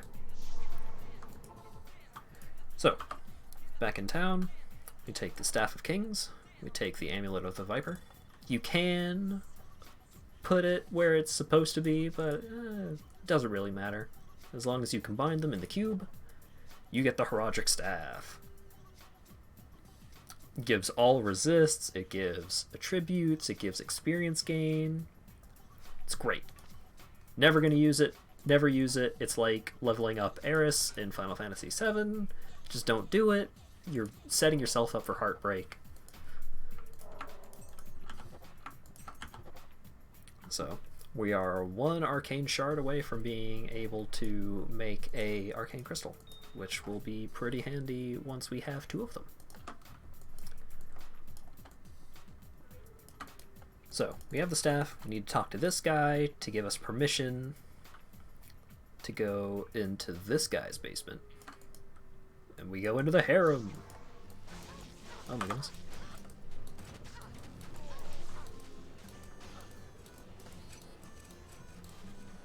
Stormbane is my bane. Ooh, super healing potion. It's pretty early to find one of those. Oh, I think I'm desynced. I'm gonna make a teleport. Okay.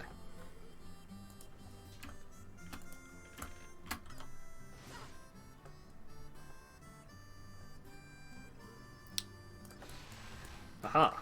Oh goodness. Another bone helm. Well, we can make a crystal now.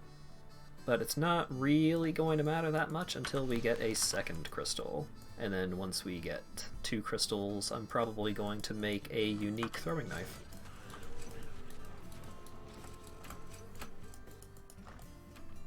Because my knives are important. Oh, right. It goes harem level 1, and then cellar level 1, and then cellar level 2. Another thing that Median XL changed, which is pretty nice, is they just cut out some of the floors of some of the longer dungeons, because it's just like, there's no need to go through 2 levels of the sewers, there's no need to go through several levels of the harems, just like, you get the point across.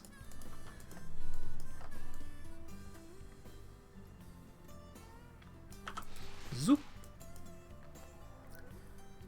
Now we're going into the Arcane Sanctum. And since, get the waypoint. Since we have the full minimap revealed, we can just move the map around to see where the summoner is, so we don't have to go down all these very long and very narrow and pretty annoying paths to figure out where we actually need to go to progress. Okay. There's a little icon down there. That's a quest icon, so we know that the summoner's down to the bottom left. So we're gonna head that way. Oh my goodness. What have I done? One of the downsides to the blink ability is that it does have a decently long cooldown, so if that situation were going to kill me with the amount of damage that I was taking, I was going to die. That was gonna happen. I would not be able to just zoop my way back out.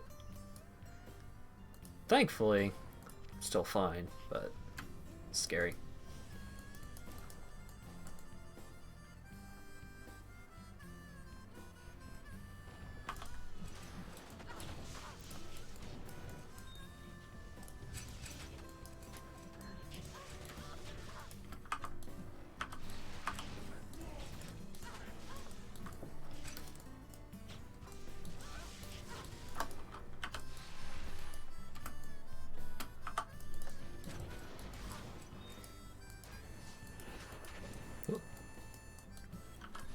Zoom.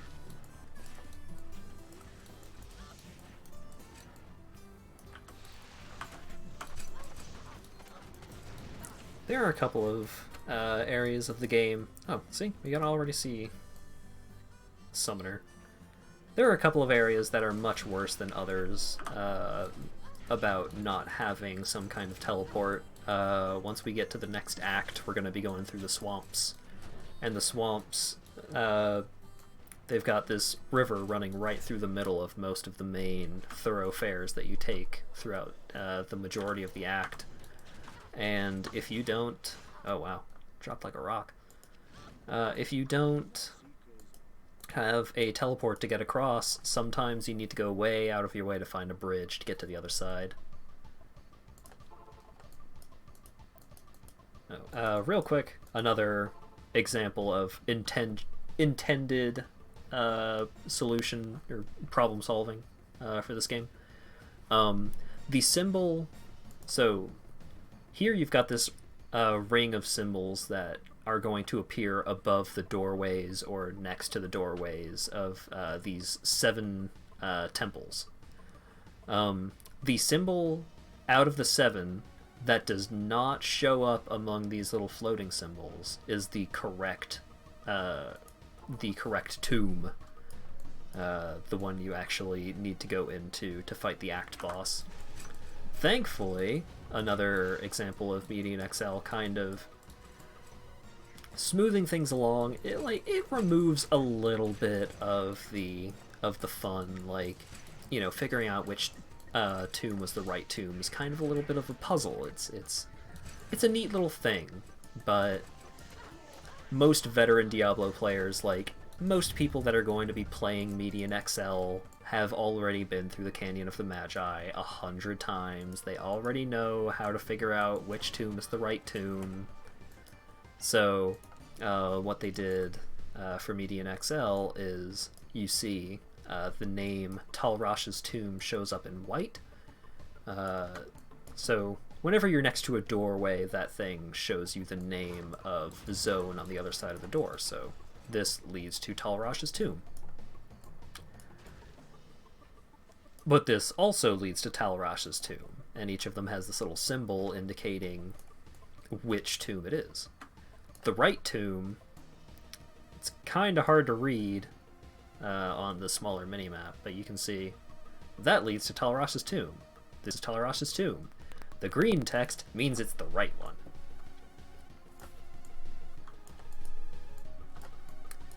So the difference between the real tomb and the fake tombs is that the fake tombs are just tiny little mini dungeons and don't actually have anything important inside.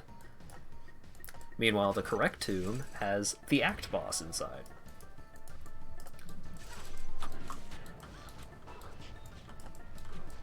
I think I've leveled up a couple of times now. Let's see if there's anything cool that I can pick up.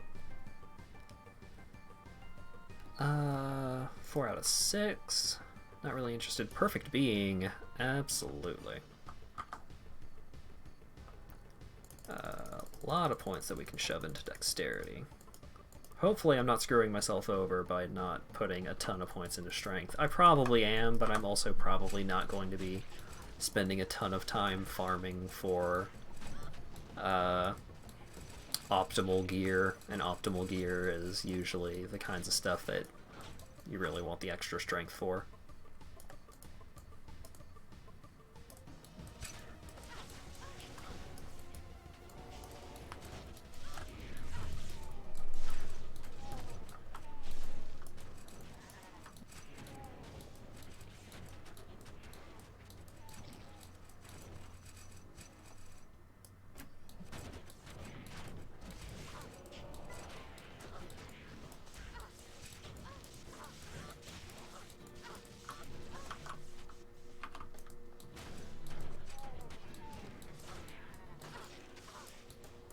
Goodness. Oh, the mini boss is here. So in this room here, a mini boss spawns, and he can do some pretty spicy things. There he is, Zoltan Kuhl. How much mana does this cost? 200. Oh, I guess we can wait for a second. Ha. There we go. I probably should have just thrown knives at him until he died. Ah, well.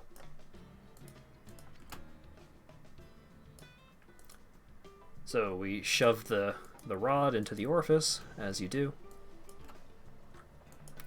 This is actually going to take a second, so I'm actually going to teleport back to town, run over here, talk to this lady, get healed back to full,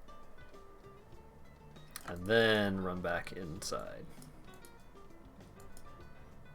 Uh-oh. There it is. So normally the staff is here, and it's shooting this giant laser beam of light into Talrash's chamber, and this is a big dramatic thing, but I needed to heal, so. And here's the Act boss, Duriel. He has some pretty spicy abilities. He can summon turrets all over the room, he can use poison, and he's dead. He kind of got chumped a little bit. I think I'm currently, my build is doing alright right now. Oh, so here's Tyrael.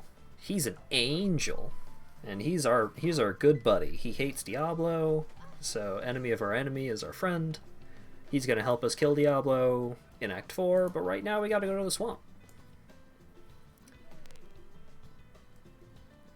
But before we go to the swamp, we need to talk to this guy. Okay, cool. Talk to him. Perfect. Got all of the information we needed. And now we need to talk to Mashif, the captain of the ship here. And he's going to talk us.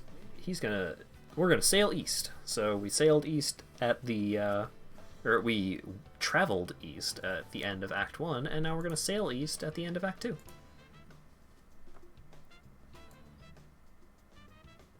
So now we're in the swamp. The swamp is kind of a pain in the ass. Oh wait, what am I doing? This is my personal stash. So this is where I can shove all of my runes and gems and cubes. And well, I don't want to shove my cube in here. I kind of want to keep hold of that, but I'll shove Wirt's leg in here because we're not going to the cow level anytime soon. Ooh, I should be wearing you. Did I pick up any other cool rings? I haven't really been paying attention to the stuff I've been picking up. Get some money. Just put all of my gems and my runes and such into here.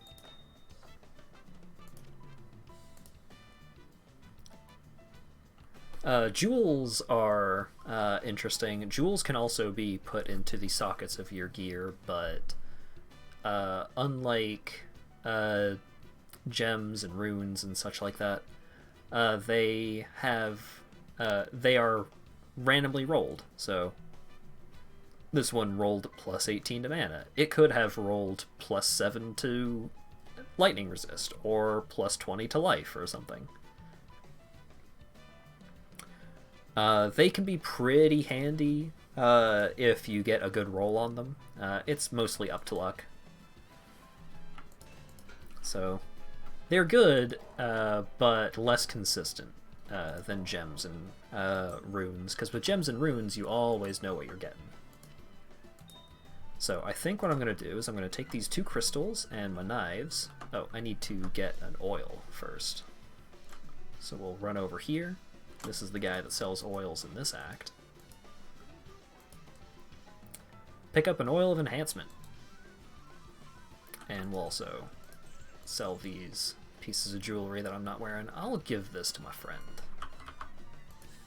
He doesn't have any cool jewelry yet, so... Okay. So, the oil of enhancement can be used to create tiered uniques or magic items. Oil plus tiered item plus 2 arcane crystals is a tiered unique. And that's what we want. So now we've got Death Touch, which is a throwing knife. 2% chance to cast level 8 Scorpion Blade on kill. Scorpion Blade is that poison dagger that we had earlier.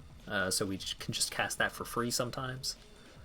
We get some extra points in our skills. We get some extra attack rating. It does a bunch of cool stuff, but most importantly is we will be able to upgrade it. And once we upgrade it, then its damage is going to increase substantially. And that's very important, because we care a lot about the damage of our weapon on this build.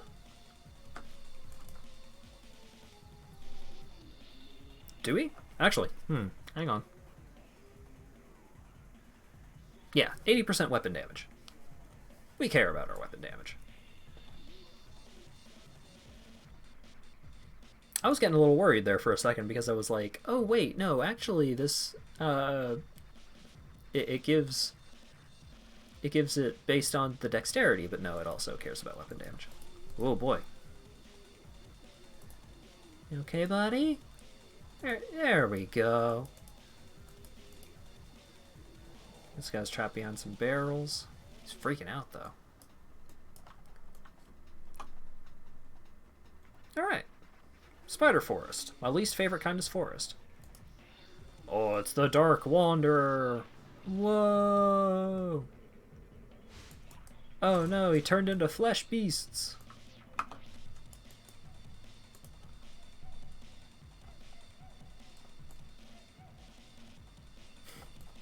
So when you reveal the map, the game hitches for a second while it loads in all of the maps for all of the different zones.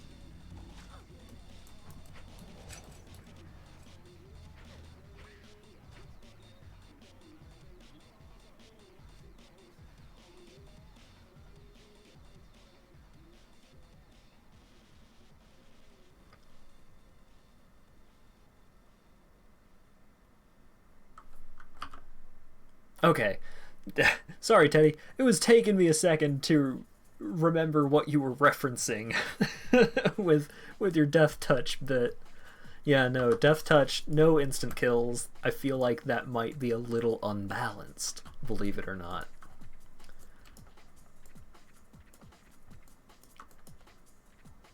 You and your magic. It's not as though I spent several hours yesterday doing Magic the Gathering drafts on Arena. I mean, they were fun. I did poorly on most of them, but it's a fun game.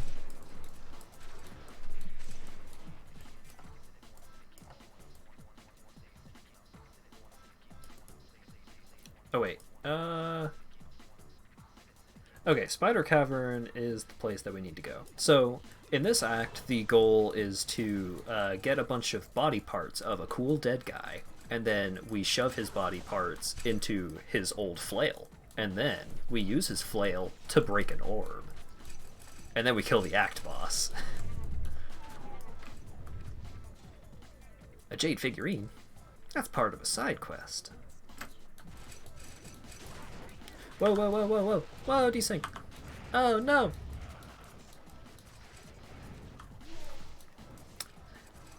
Yeah, it seems like you've been having a pretty rough time with your university group projects, because you're working on your masters right now, right? So they can kind of just do whatever they want to you, and it's just like, you want your degree, right?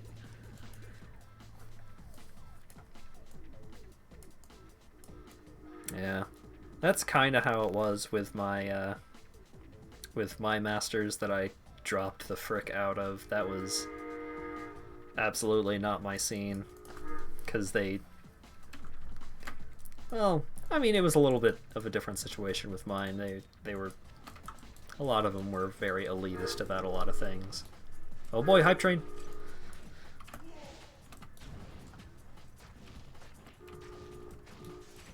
Now that design work is done. Yeah, it seemed like the worst part of that kind of project is always like figuring out what you're doing in the first place. And once you have goals in mind, it becomes so much easier to just like do the work as opposed to figure out what you have to do and then also do it.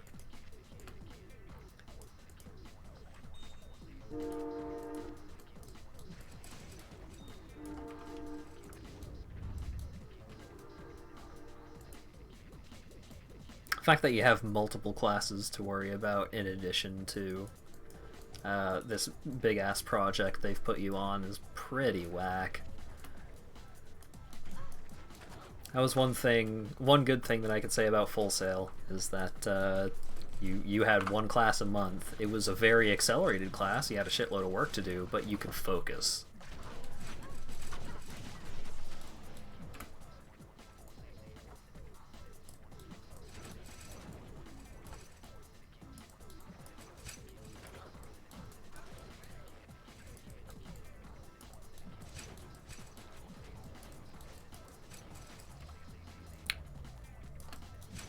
So once you do end up making it to Magic, which deck are you going to bring? Like, you've been playing a lot of Pioneer, so I assume you're actually going to finish putting your SRAM deck together?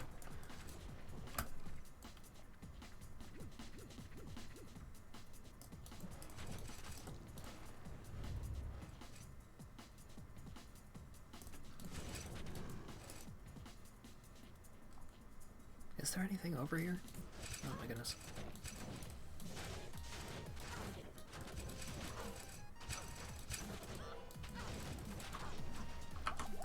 I had actually seen a a deck list for a SRAM deck show up in, I think, the top 16 of a pretty big tournament.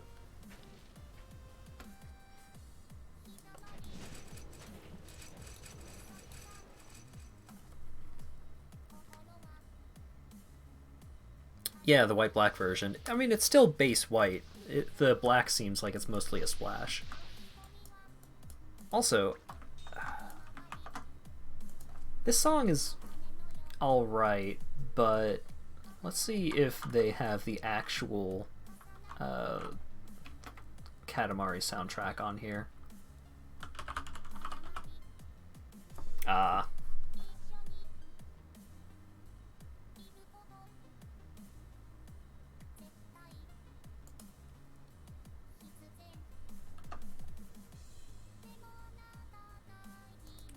This version?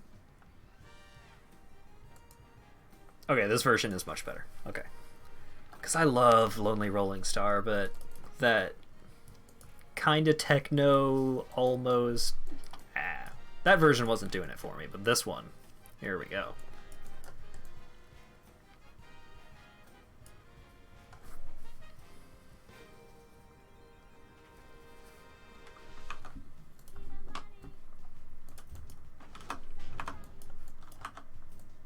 I think I saw the YouTube video for this version of this song, and they had some pretty cute editing.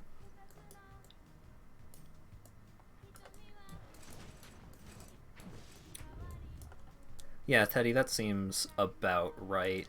Like, because most of the good enchantments and such that are available in Pioneer are still base white. Although, at that point, I'm kind of surprised that they wouldn't splash blue, like maybe turn it into an Esper deck to have access to Curious Obsession and the blue-white one from Theros.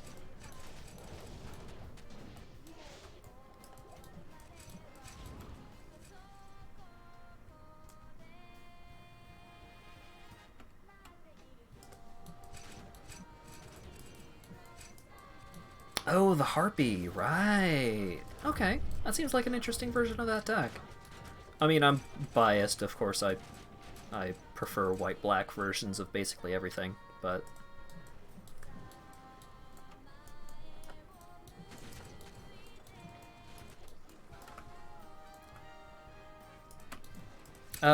do you play Karametra's Blessing in that deck?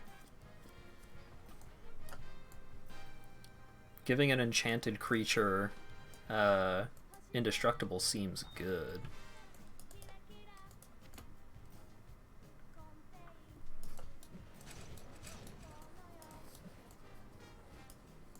I'm lost.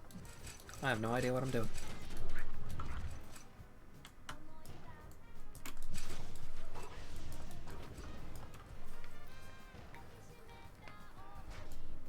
I couldn't remember if Brave the Elements is available in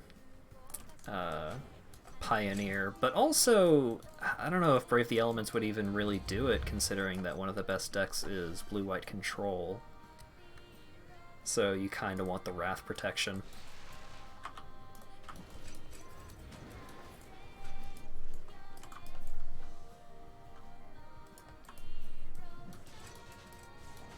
Oh, and then you've also got 3 Fairy bouncing your Enchanted Boys. Seems like a rough matchup.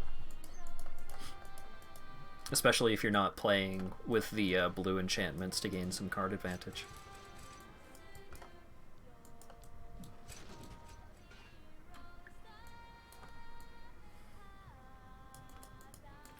Yeah, Adanto Vanguard seems like one of the better threats for that deck, but I mean, what did it drop in favor?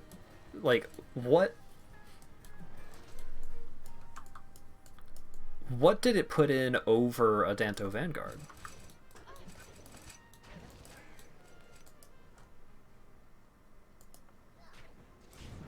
Berserker Ratman. Get out of here, Ratman. Well, I mean, stay here so I can kill you, and then get out of here, as in, like, this mortal coil and all that.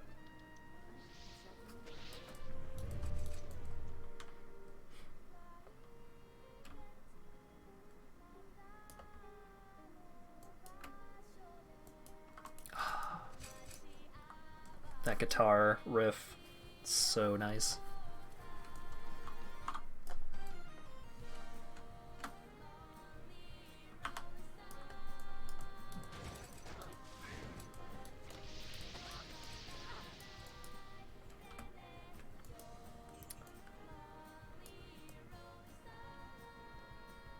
Oh, Athlete of the Bounty, or whatever that dude is called.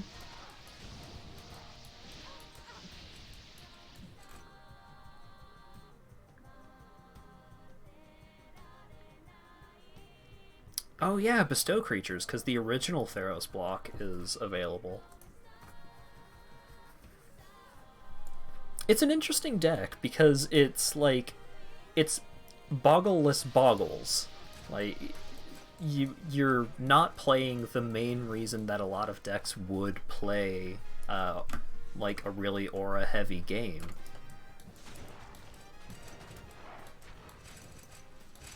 Oh, Seth, no! Seth, how could you forget how protection works? Oh, man. I was really disappointed in one of my Theros drafts. I had played... I really, really wanted to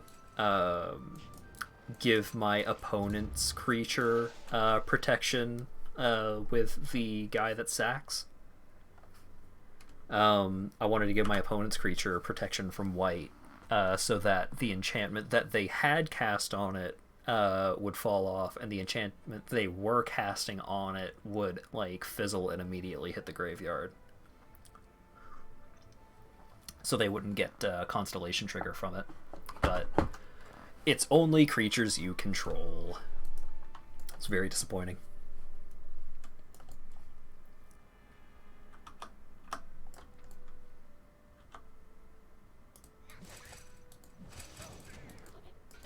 Man, I love whoever's the guitarist for the 8-bit big band. I should listen to more of their stuff.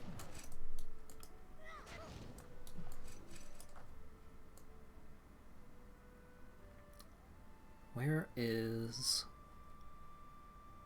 Was I even supposed to go in the Flayer dungeon?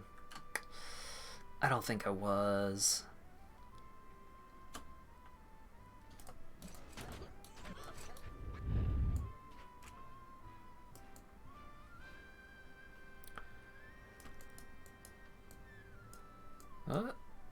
There's a level 3.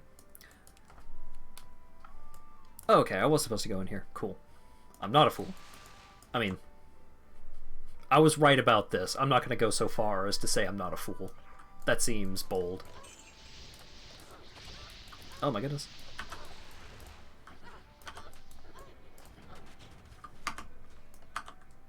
Oh no. It's a no-no.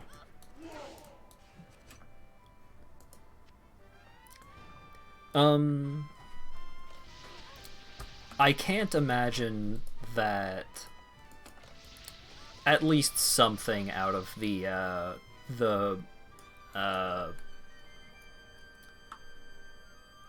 Walking Ballista Heliod combo, I can't imagine that that is just going to go completely unchecked. I mean, maybe, especially considering that Inverter is the new boogeyman of the format.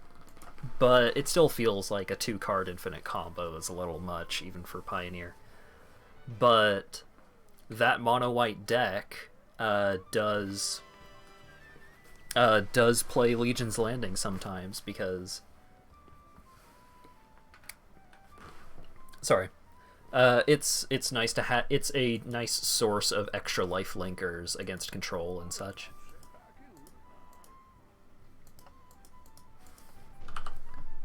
Okay, so I need to red paperclip this jade figurine. I have the eye and I have the brain, so I need to get the heart from the city. Not this city, the other city.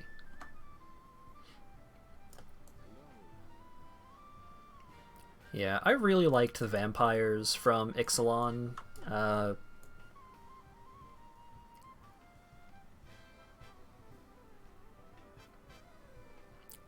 Yeah, like, white-black vampires, especially because if you're gonna play white-black vampires, you really want Kalitas, and Kalitas is like $20, like $15 to $20 each.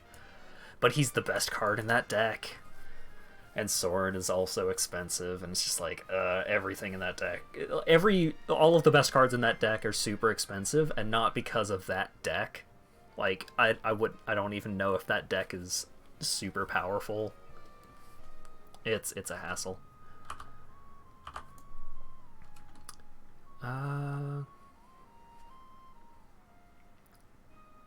Need to... Who do I talk to for the Jade figurine? Was it Deckard Cain?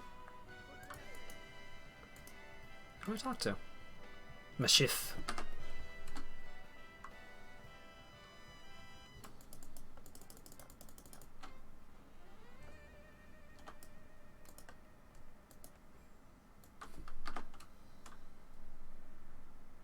The pushes.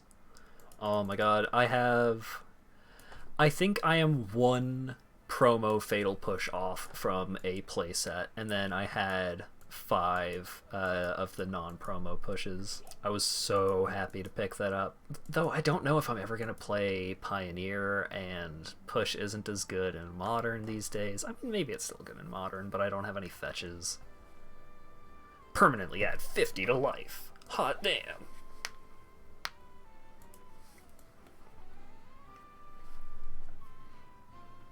Oh yeah, Ebon Knights. I think Mono Black Devotion is actually starting to cut Ebon Knight in favor of Gutter Bones just because it's recurable, which seems wild to me because Ebon Knight is like the only way that you're gonna get a beatdown kill against most decks. Because there's no way that Nightmare Shepherd is sticking around long enough for you to get a kill off of him.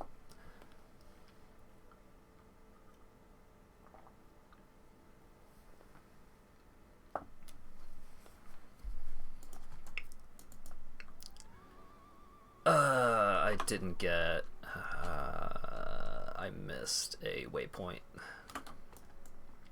Okay, let's at least take the furthest waypoint we have. Fourside. Aw, yeah.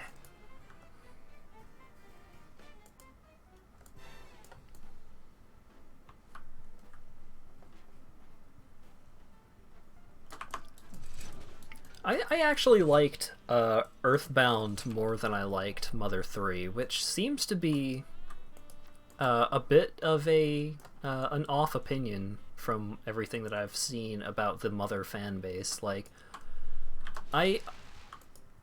sorry. I played Mother 1 with the translation that adds the easy ring.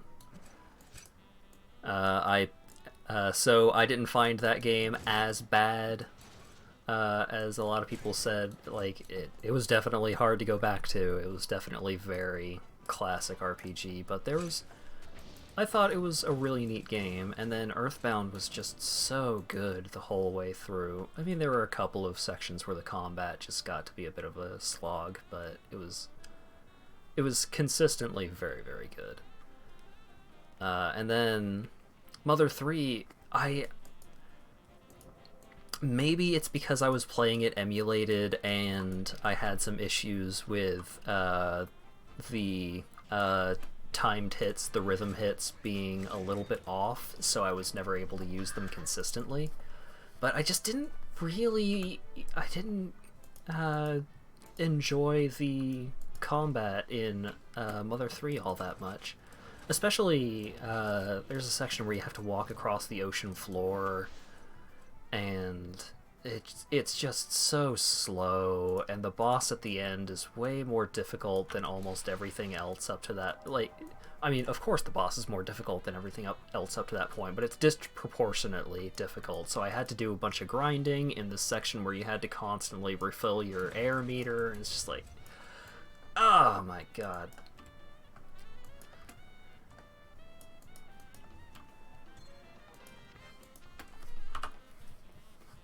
I just didn't enjoy it as much as Earthbound. It was still good.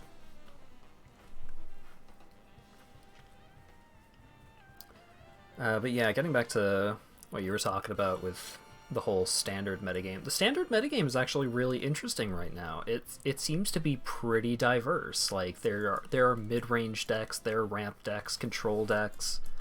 You've still got a couple of different aggro decks. Like you've got more aggro versions of the mono white deck, and then a little more mid-rangey versions of it. You've got the mono red decks, which is just mono red is just Embercleave.deck, really. You play Torbjorn, whatever the heck his name is, and you play Embercleave, and you just kill the opponent very hard and very quickly.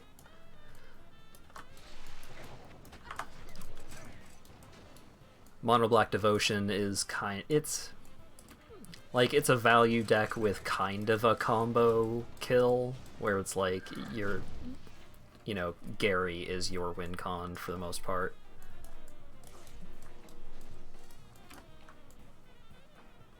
I think the bigger issue with Rakdos aggro is that if you're going to be playing Rakdos, you have a way better option of a deck to play in the form of the Aractocrats, which is just like the absolute fucking worst to play online, but so powerful.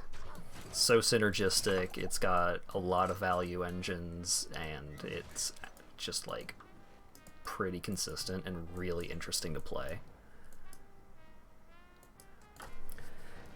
I think the biggest problem that happened to Standard, well, Eldraine fucked up Standard quite a bit, because there were very few decks. There was the there was the red-black aristocrats, and then there was just green-blue value, and then everything else kind of fell by the wayside. Like the green-blue value decks and the green-blue value decks were just so obscenely powerful in comparison to everything else that it just wasn't a lot of fun to play. And then the only decks that really competed with it were the generic Jund food good stuff, which, I mean, they're fine, but they're not really interesting. It was a bad environment for Standard with the prevalence of the food decks and everything like that. But overall, I think Theros has improved the Standard environment a lot, just in general. Better diversity of decks, more interesting decks.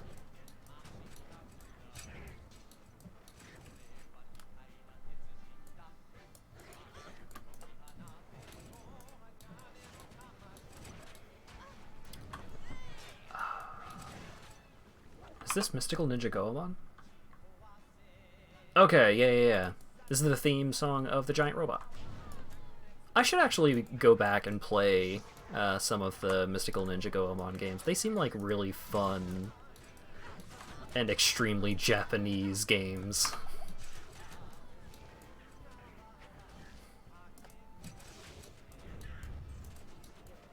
The N64 one seemed like a pretty neat game if you could handle it being a 3D platformer, an early 3D platformer.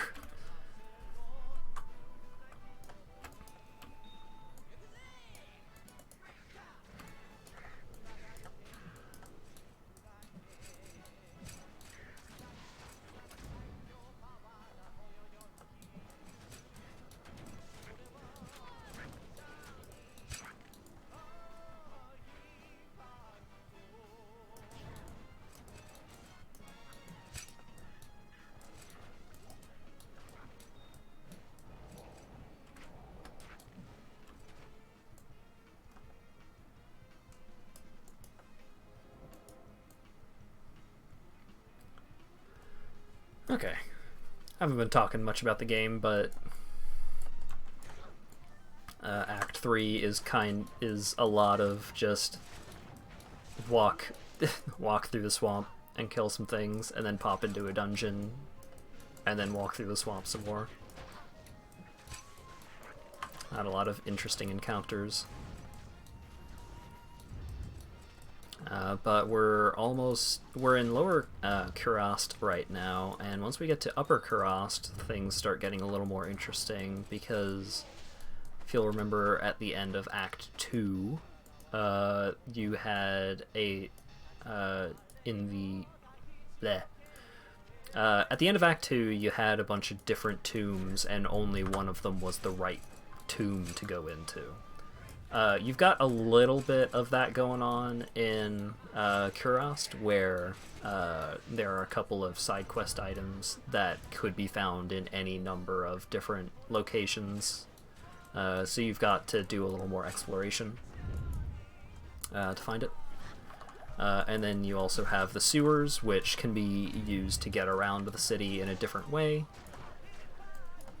It's an interesting environment, but it's not super visually interesting, and there's not a ton of, like... There's not a lot of interesting things that you have to do until you get to the end, where you have to fight this trio of bosses in order to get access to the final dungeon of the act.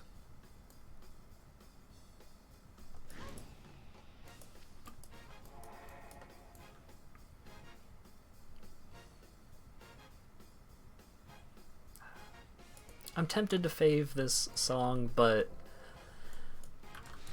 so many different video game cover bands do Big Blue, and it's like, I understand why, but it kind of wears on me. It's not a song that I could listen to all the time. This is a very good version of Big Blue, though. Not gonna shit talk the 8-bit big band, because they're great, but...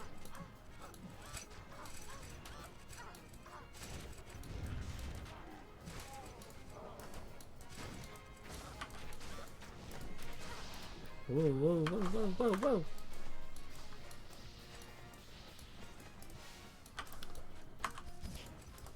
The mini-boss in here almost tore me from structurally asunder.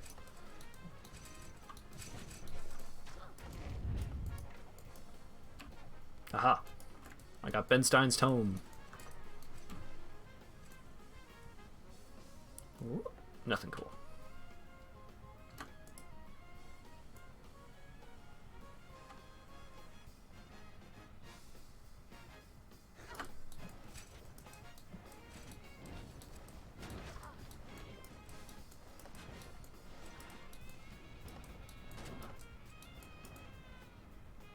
Starting to feel like it has been a little too long since I've bothered to distribute my skill points. Let's see what's going on. 7! Goodness gracious. Okay, well, we're always going to be maxing Perfect Being, because just a chance to avoid damage is a little too good to deny. Let's increase our main offensive ability. We'll hold off on Scorpion Blade. I haven't been using Broadside that much. It seems like it's a good, quick burst of damage, but against non-bosses, it's not as impressive, and against bosses, it's also not as impressive because the damage is not drastically higher than my Maelstrom.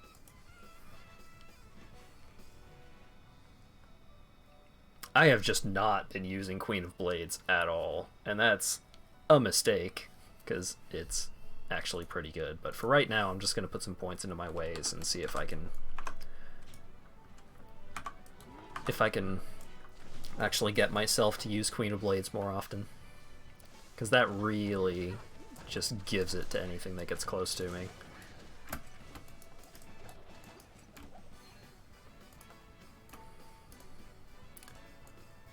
Alright, where is the way down? There it is.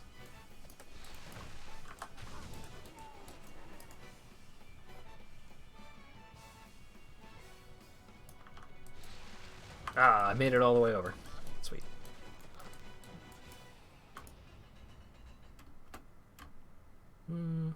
Nothing.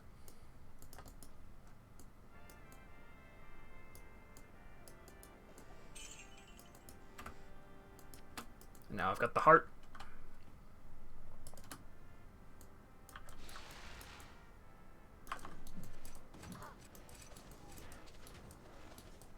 This is from Final Fantasy IX? 1. Ah, I'm a fool. I'm a fake gamer girl. Oh no.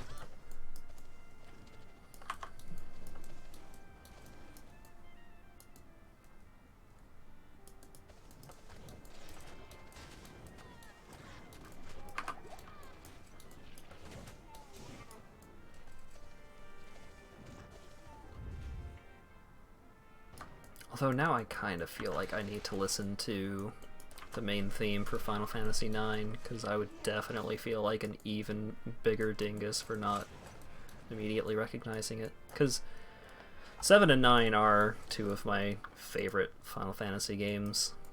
I think it's like, not counting 14, because I feel like 14 is really its own thing.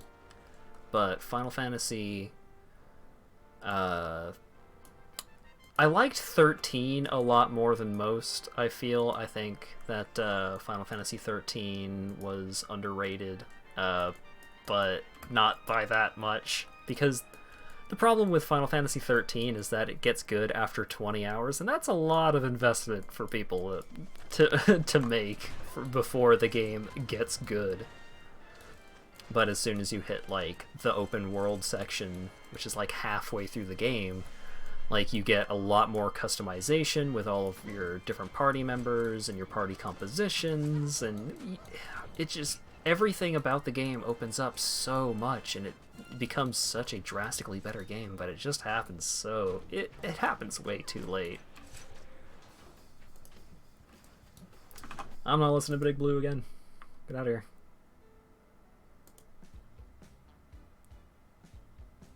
Sure.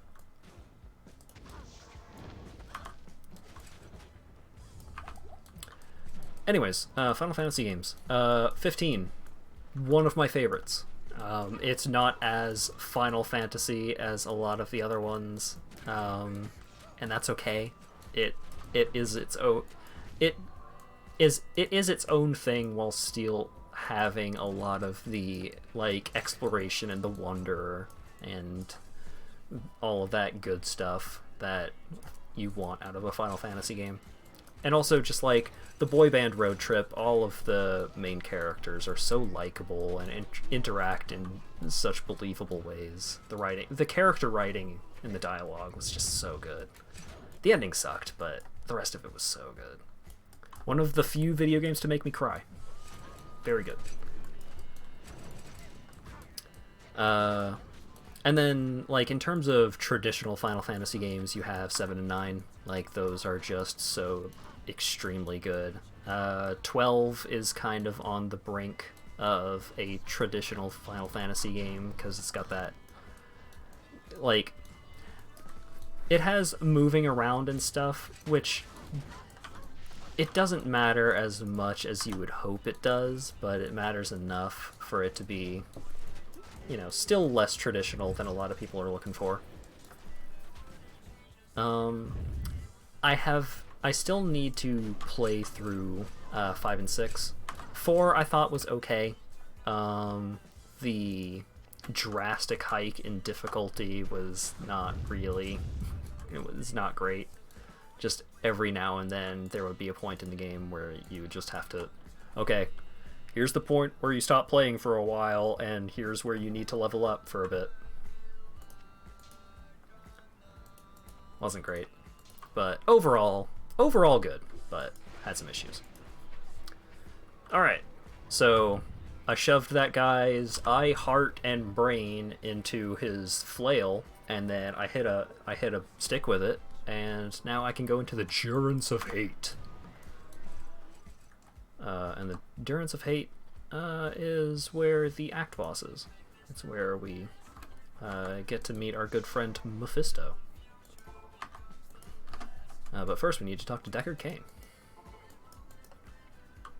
It won't let you enter this dungeon until you talk to Deckard Cain, because Deckard Cain is supposed to tell you what to do. And I guess Fate is a little upset that you didn't learn what to do before you did it.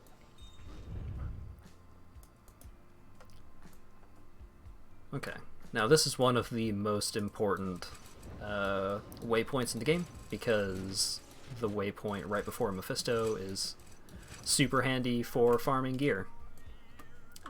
Because Mephisto is the first boss to reliably drop two uniques. So it's really good if you want to just try and get more uniques, or uniques to disenchant to craft certain uniques, or it's just good. It's good for gear.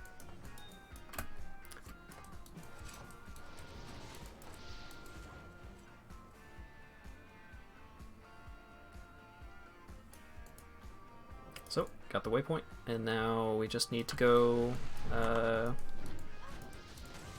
talk to, Bale's bro. And by talk to, I mean throw knives at until he dies.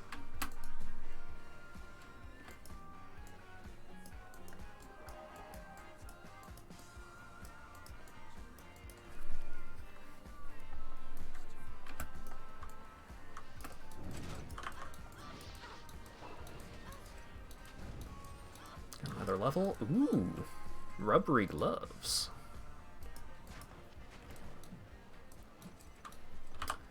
What are these? Oh, these are the Vile Hand. I'm going to equip them just because they're +1 to all skills. I don't really care that much about all of the poison shenanigans.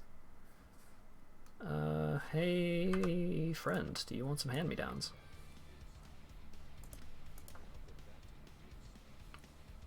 Let's give him some... Oh, is this... This is better for me. You can have that one. He'll put it to good use, and I believe him. Dang, we're level 34 already? That feels really quick. Oh, this is Hat in Time Muzak. Hat in Time was another very good game that I enjoyed a lot. Although nothing in the game even comes close to how good the Yakuza Metro is.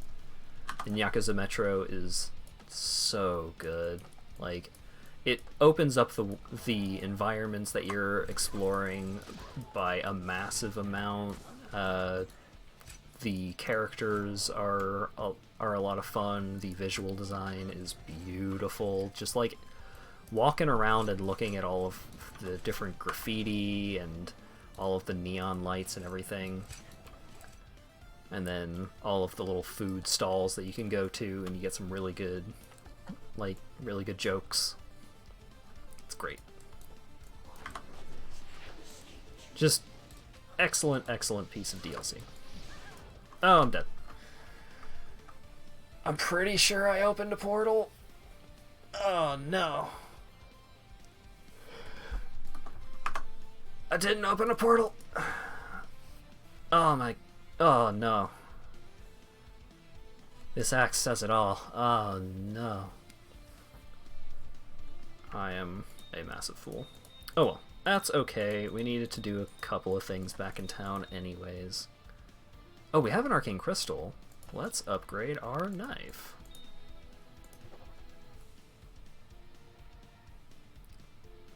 Damage didn't go up by a ton, but it does give us 2 skill levels now.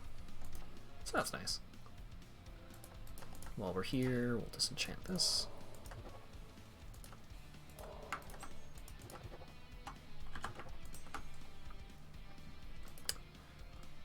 Put the rest of this in our box for right now.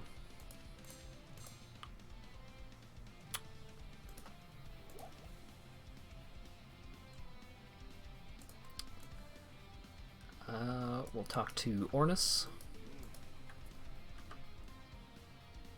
He takes the knife off our hands. Is there any side quest that I missed? I thought I got Benstein's tome. I didn't pick it up. Great. Okay, let's go talk to Ashera.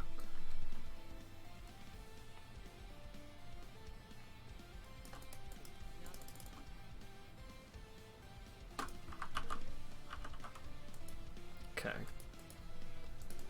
Talk to Ormus again, and I think he gives us a shrine? Yeah. Enhanced damage. I don't know if you can bless uniques. Shrines are an item, a system for crafting rare items. We're not going to worry about that for right now, because that stuff gets way better the better gear that you put into it, and we don't really have any good gear right now, aside from our cool knife. Well, knives, I suppose.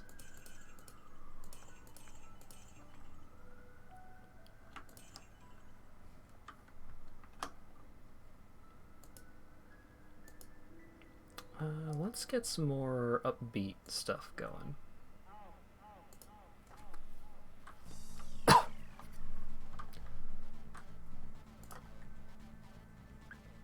This song played at the start of the stream, but I have it on shuffle now, so we shouldn't be rehearing too much stuff.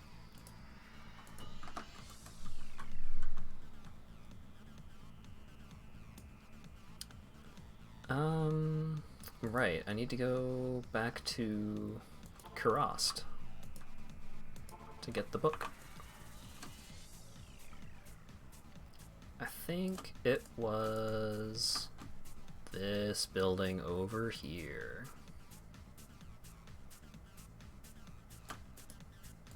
Yeah.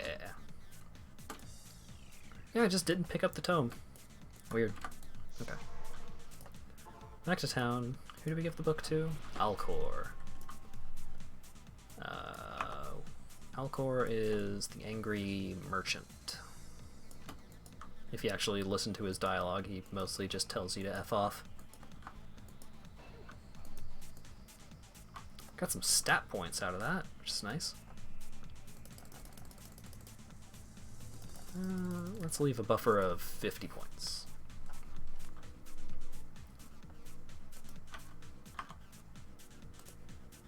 What's my Maelstrom damage looking like? 460 to 627? That seems alright. Oh, that guy was freaking out again.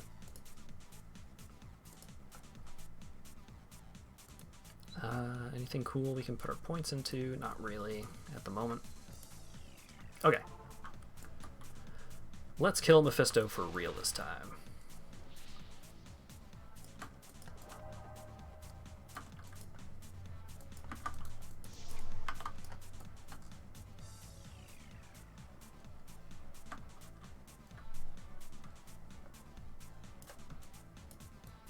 Where is he? There he is.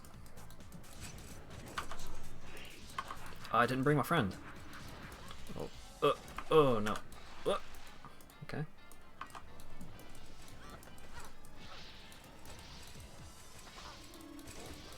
Oh, this slow is really giving me a hard time.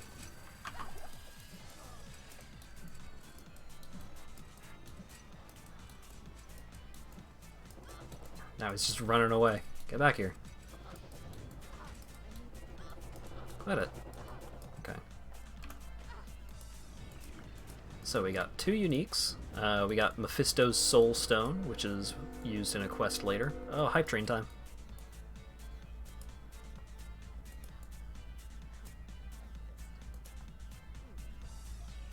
Hatchet Hands is a claw type weapon, so we don't care too much about it. Oh my goodness.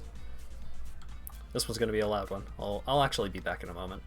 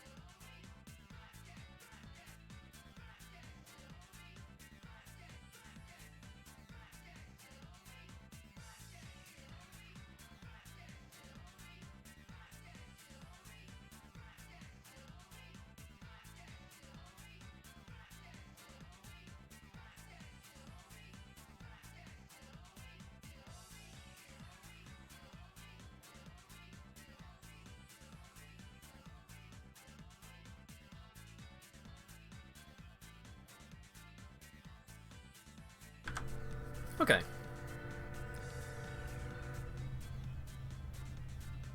Hopefully the worst of the hype train has passed. We've got 2 arcane shards, so these 2 items will get us close to our next little gear upgrade.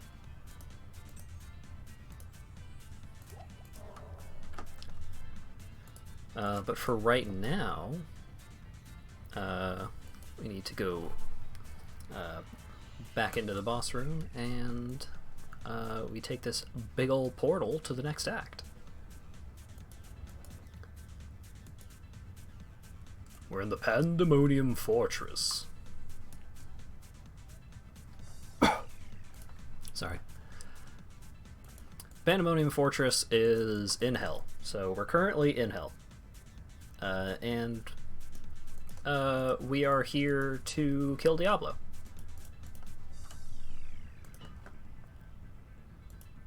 Gotta kill the dude on his home front. Gotta take the fight to him.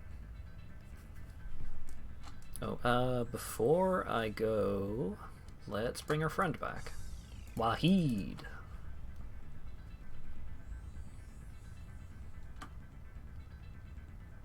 Yeah, I know I hadn't really been talking much about the mercenary other than he's pretty handy.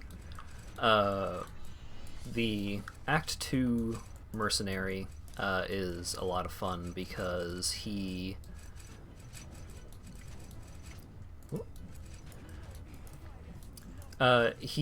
turns into a werebear, and when he's in werebear form, he has a chance to use a buff ability that increases our damage and stuff. So it's really nice to have mercenaries that have some kind of either crowd control or buffing capability. Because unless you like end up with some pretty spicy gear for them, they're not really going to be putting out nearly as much damage as you are. Which is okay. Like, you don't really want to end up in a situation where you can just walk around and your little AI buddy just handles everything for you. Unless you're playing a summoner build, in which case that's kind of your whole scene. But especially early on, he can put out some pretty decent damage, but then once we get later on where he starts struggling to really have the damage output that player character does, he still has the capability of buffing us. So we want to keep him around anyways.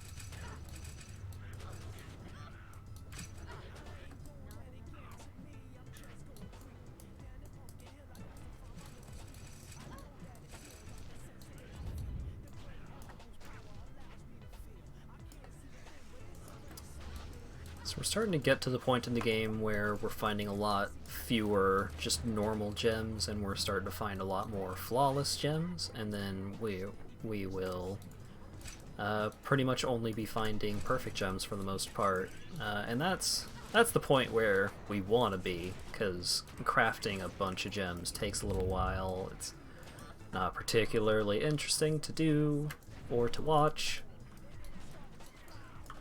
So unless we specifically need gems for some purpose, we're probably going to be avoiding spending too much time with them.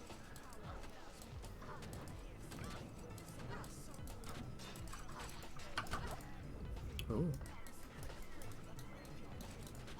Pretty close. Not a huge fan of that. Maybe I should start caring about gems a little sooner than I thought. Try and get my elemental resists up.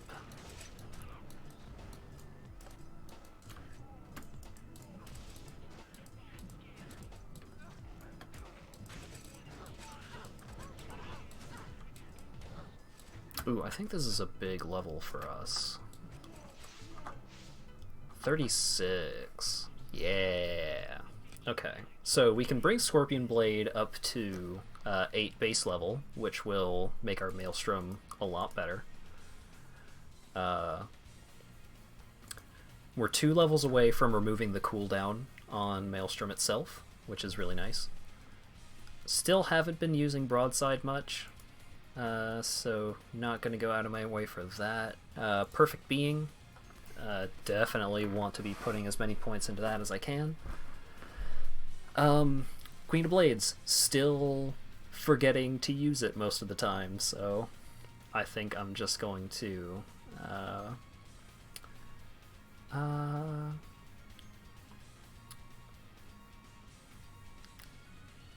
let's put this point into Way of the Phoenix and hope that works out for us. So now we need to find Izual, who's a big demonsman.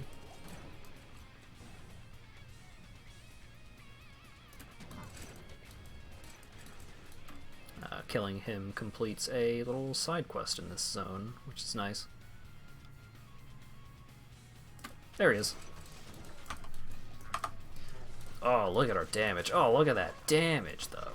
Oh my goodness gracious, the poor man didn't stand a chance. By God, that man had a family.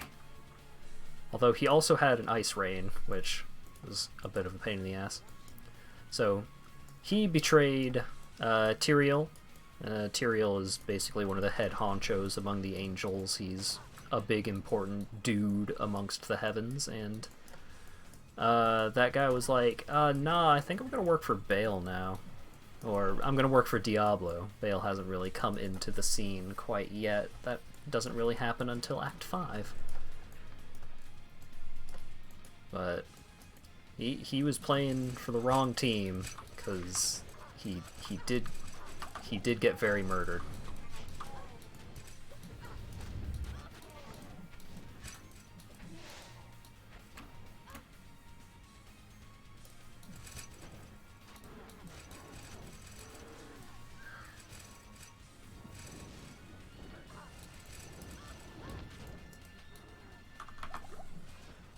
Got a bit of a roadblock here.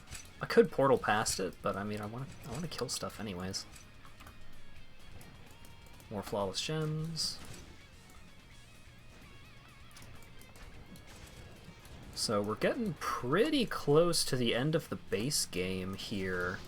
Act 5 is pretty huge. Act 5 was the act that was introduced in the expansion Lords of Destruction.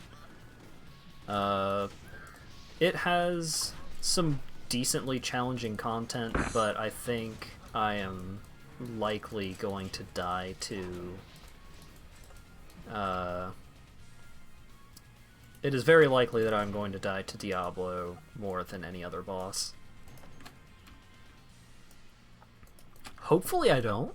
Hopefully I don't die a whole bunch to Diablo, but I am going to say that it's very likely, because Diablo's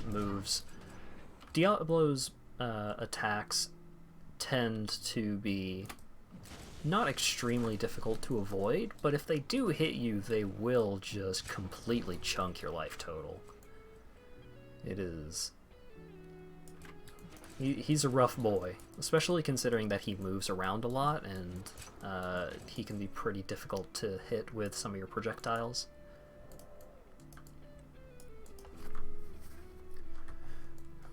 Yeah, so this zone feels a little more hell-like than the previous. The River of Flame, definitely very hellish. Thankfully, you can't just walk off the edge and fall into the lava. This was before that became a thing that you could... Well, there aren't many natural environmental hazards in a lot of early ARPGs. Most environmental hazards, if they're going to happen, they're going to be caused specifically by an enemy, rather than just like, here's a pool of fire, don't walk in it. I mean, there are a couple here and there, but the damage that they do is so minuscule that it hardly even matters. But then like in certain zones in Path of Exile, the environmental hazards can just really dunk you right into the dirt.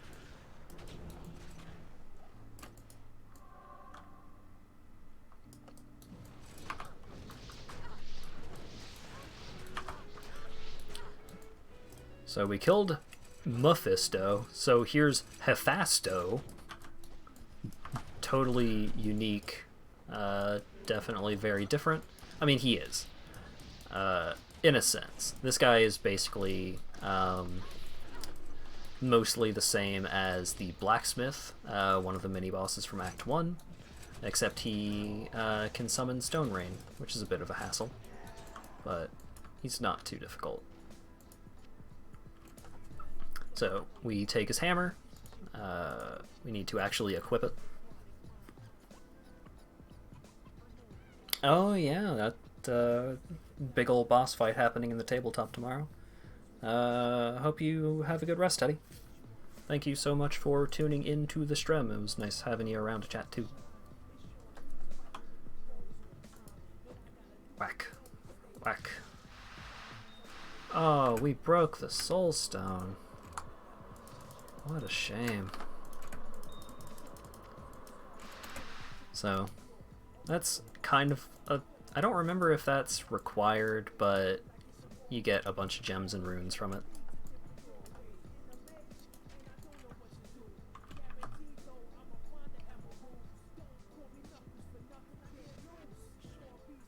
He's gonna find the emeralds. Now, auto captioner, why'd you catch that? Why did you register emeralds as emeralds? Okay, bad wolves. That's a little more in line what I was expecting.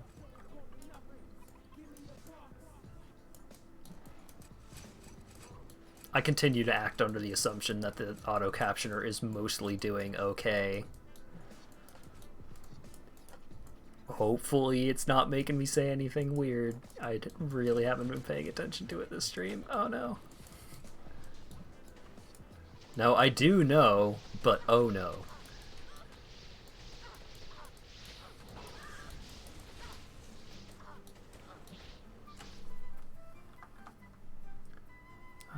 Anything we can shove points into?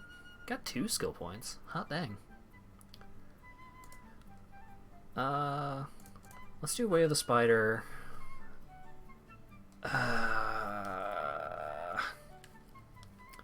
Like, Queen of Blades seems, in theory, really good, but I just... Maybe if I can just force myself to actually... It's got several minutes of duration. It shouldn't be that hard to maintain.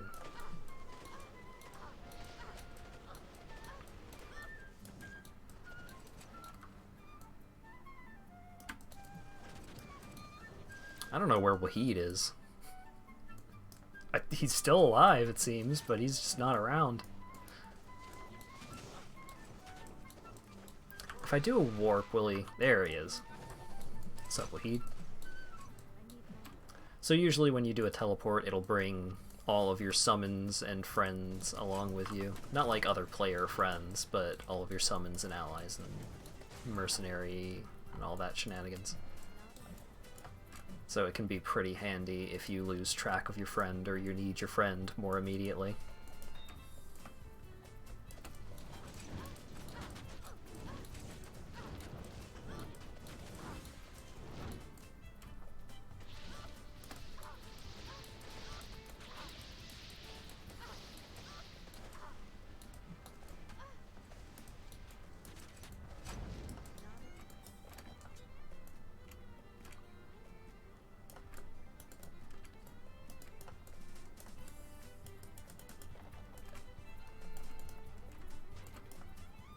What's up, Hadriel?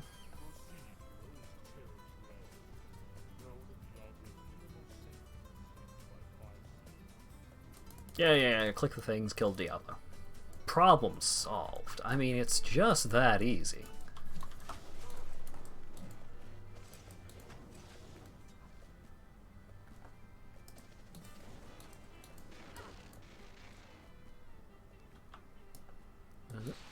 Yeah.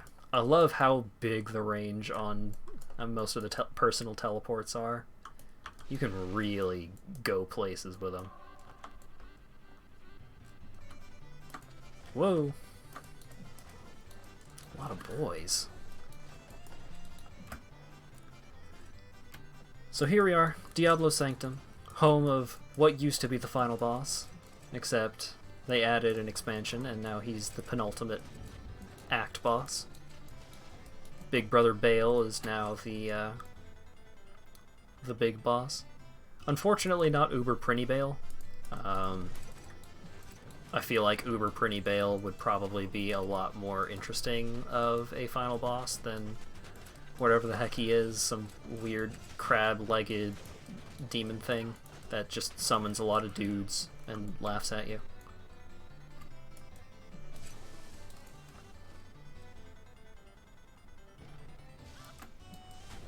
As opposed to Uber Prinny Bale, one of the only Prinnies that cannot be thrown to explode and kill instantly.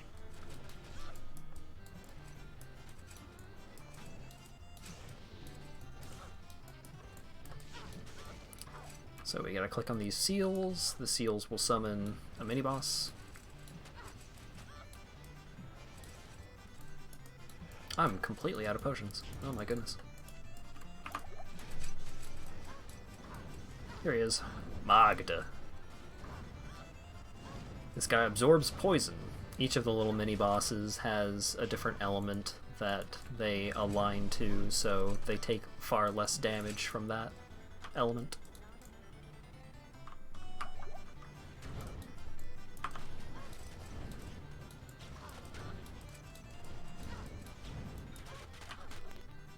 Man, Broadside really does a lot of damage. Oh, I can see where Wahid got stuck this time. Oh, well, that would have been nice for fighting the poison guy. Oh well.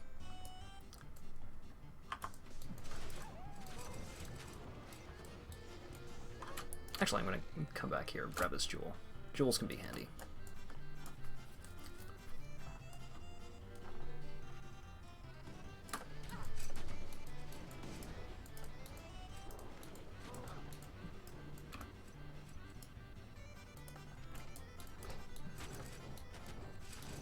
Okay, I'm just gonna warp and bring my friend over.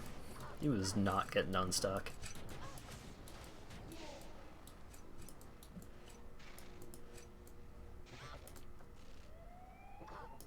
Now, which dude does this summon?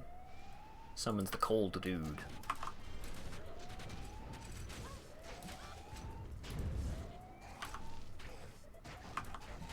Oh, I super don't have enough mana to try and broadside this guy multiple times. Guess I can just hit him a little bit.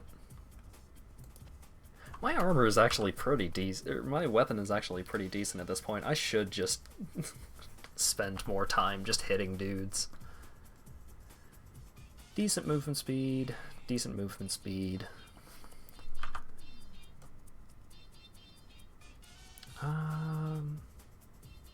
Energy, mana.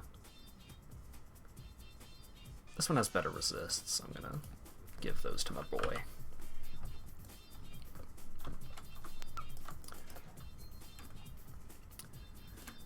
Next up on the trio of mini-bosses is the guy that has been my least favorite on my last couple of characters. My other main characters were a lightning-based melee Amazon type deal, and the other one was a lightning-based unholy paladin caster shenanigans.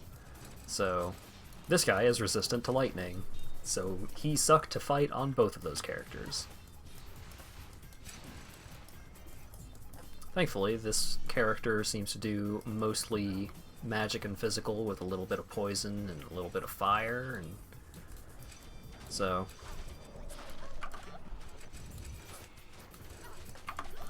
oh, he also summons in a bunch of arrow turrets. I forgot about that. What I'm actually going to do is I'm going to portal back to town. I'm gonna pick up some mana potions. Because I would like to deal with Diablo in a reasonable span of time. And extra mana helps out with that a lot.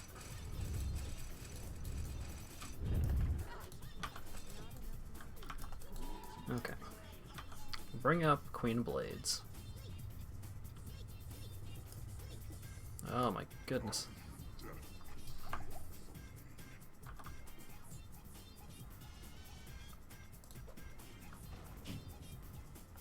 Oh, that does not last. It just kind of does its thing and then goes away, huh? I thought it was more of a turret thing than just a thing that happens and then stops. Ooh, boy. Whoa, boy. Oh my goodness. Oh, no.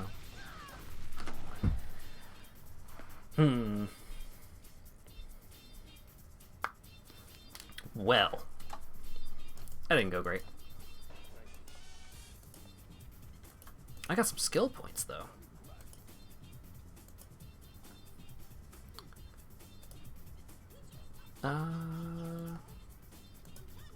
Got a lot of stat points. Let's get some extra damage.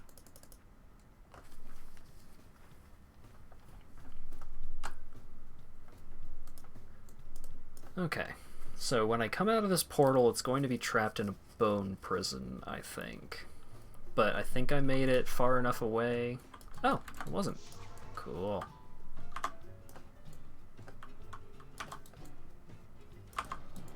What? Rude.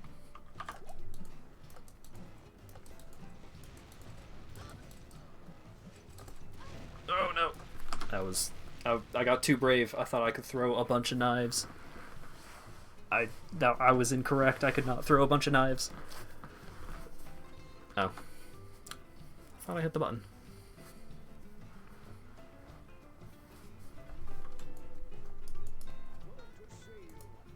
Alright, let's resurrect my dude again. That's starting to cost a lot of money, huh?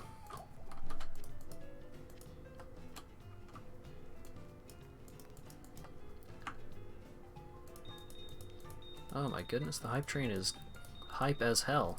Going completely nuts out there. Plus 7 energy.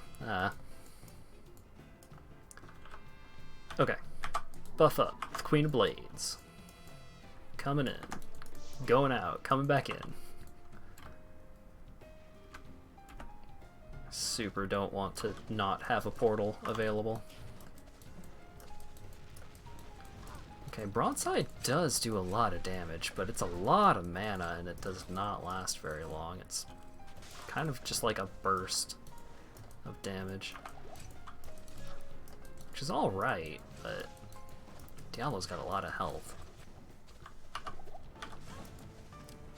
Okay, here we go. Oh no, oh no! Ah, so close.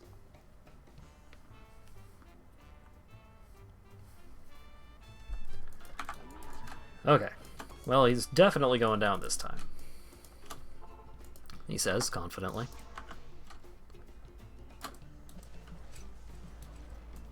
Ah, alright, sweet. Two uniques that exist to be turned into arcane shards, basically. Oh, I'm so sorry about the hype train. The hype train is going wild. My guy can't use that. Hype train!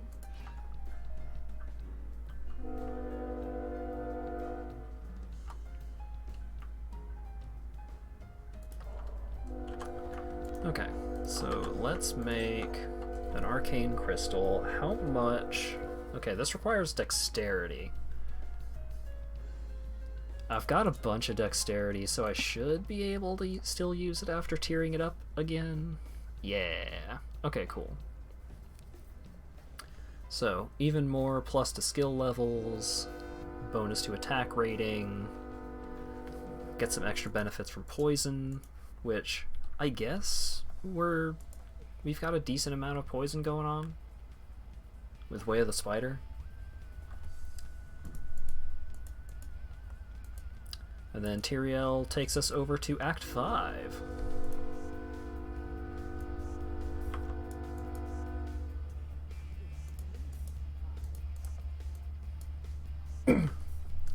So, Act 5 is pretty wide open. It's got a couple of different branching paths.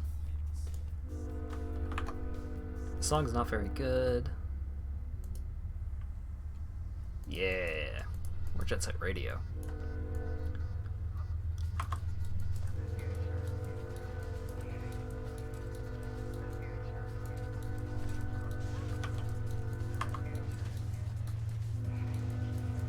He feels much stronger now.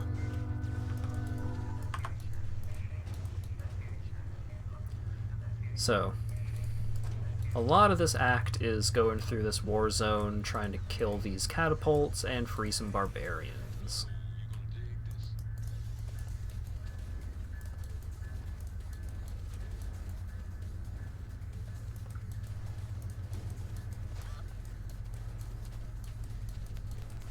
Alright, our damage output is looking pretty good at this point.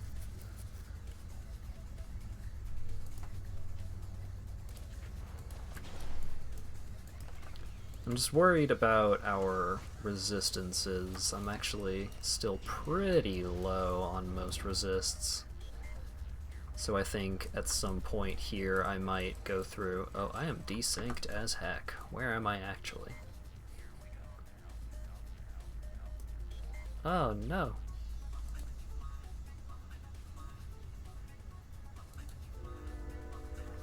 Oh my goodness. Alright, I guess I'll just wait this out for... Huh.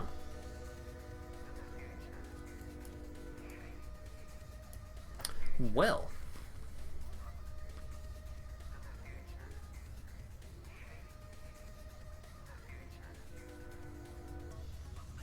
I guess I'll just hang out for a minute.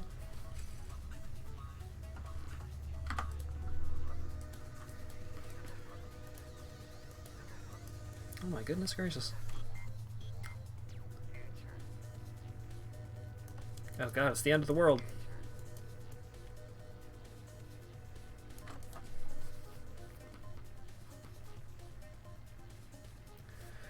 Well, I think I might have to remake this game. I think my my desync issue was a bit of an issue.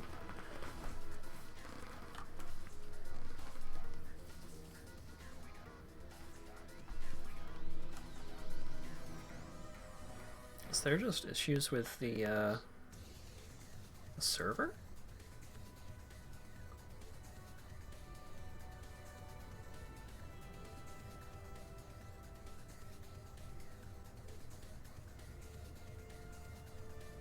Stream came back.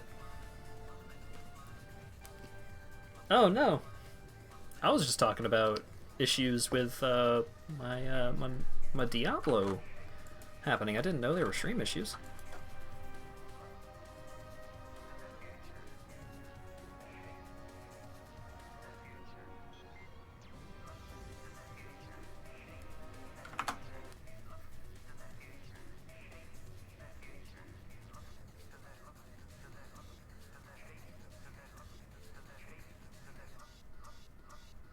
I don't think I've been dropping any frames or anything.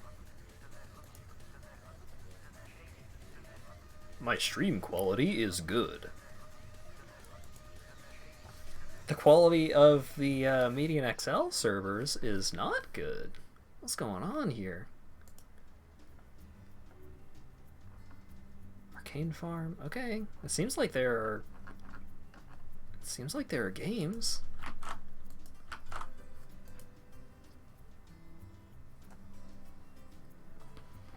Weird.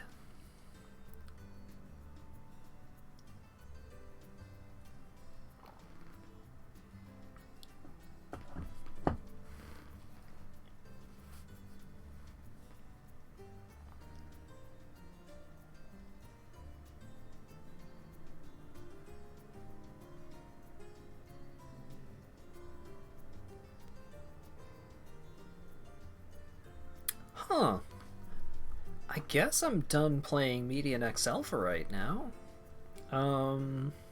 Okay. Here's what we're gonna do. I'm gonna switch to the hold on screen.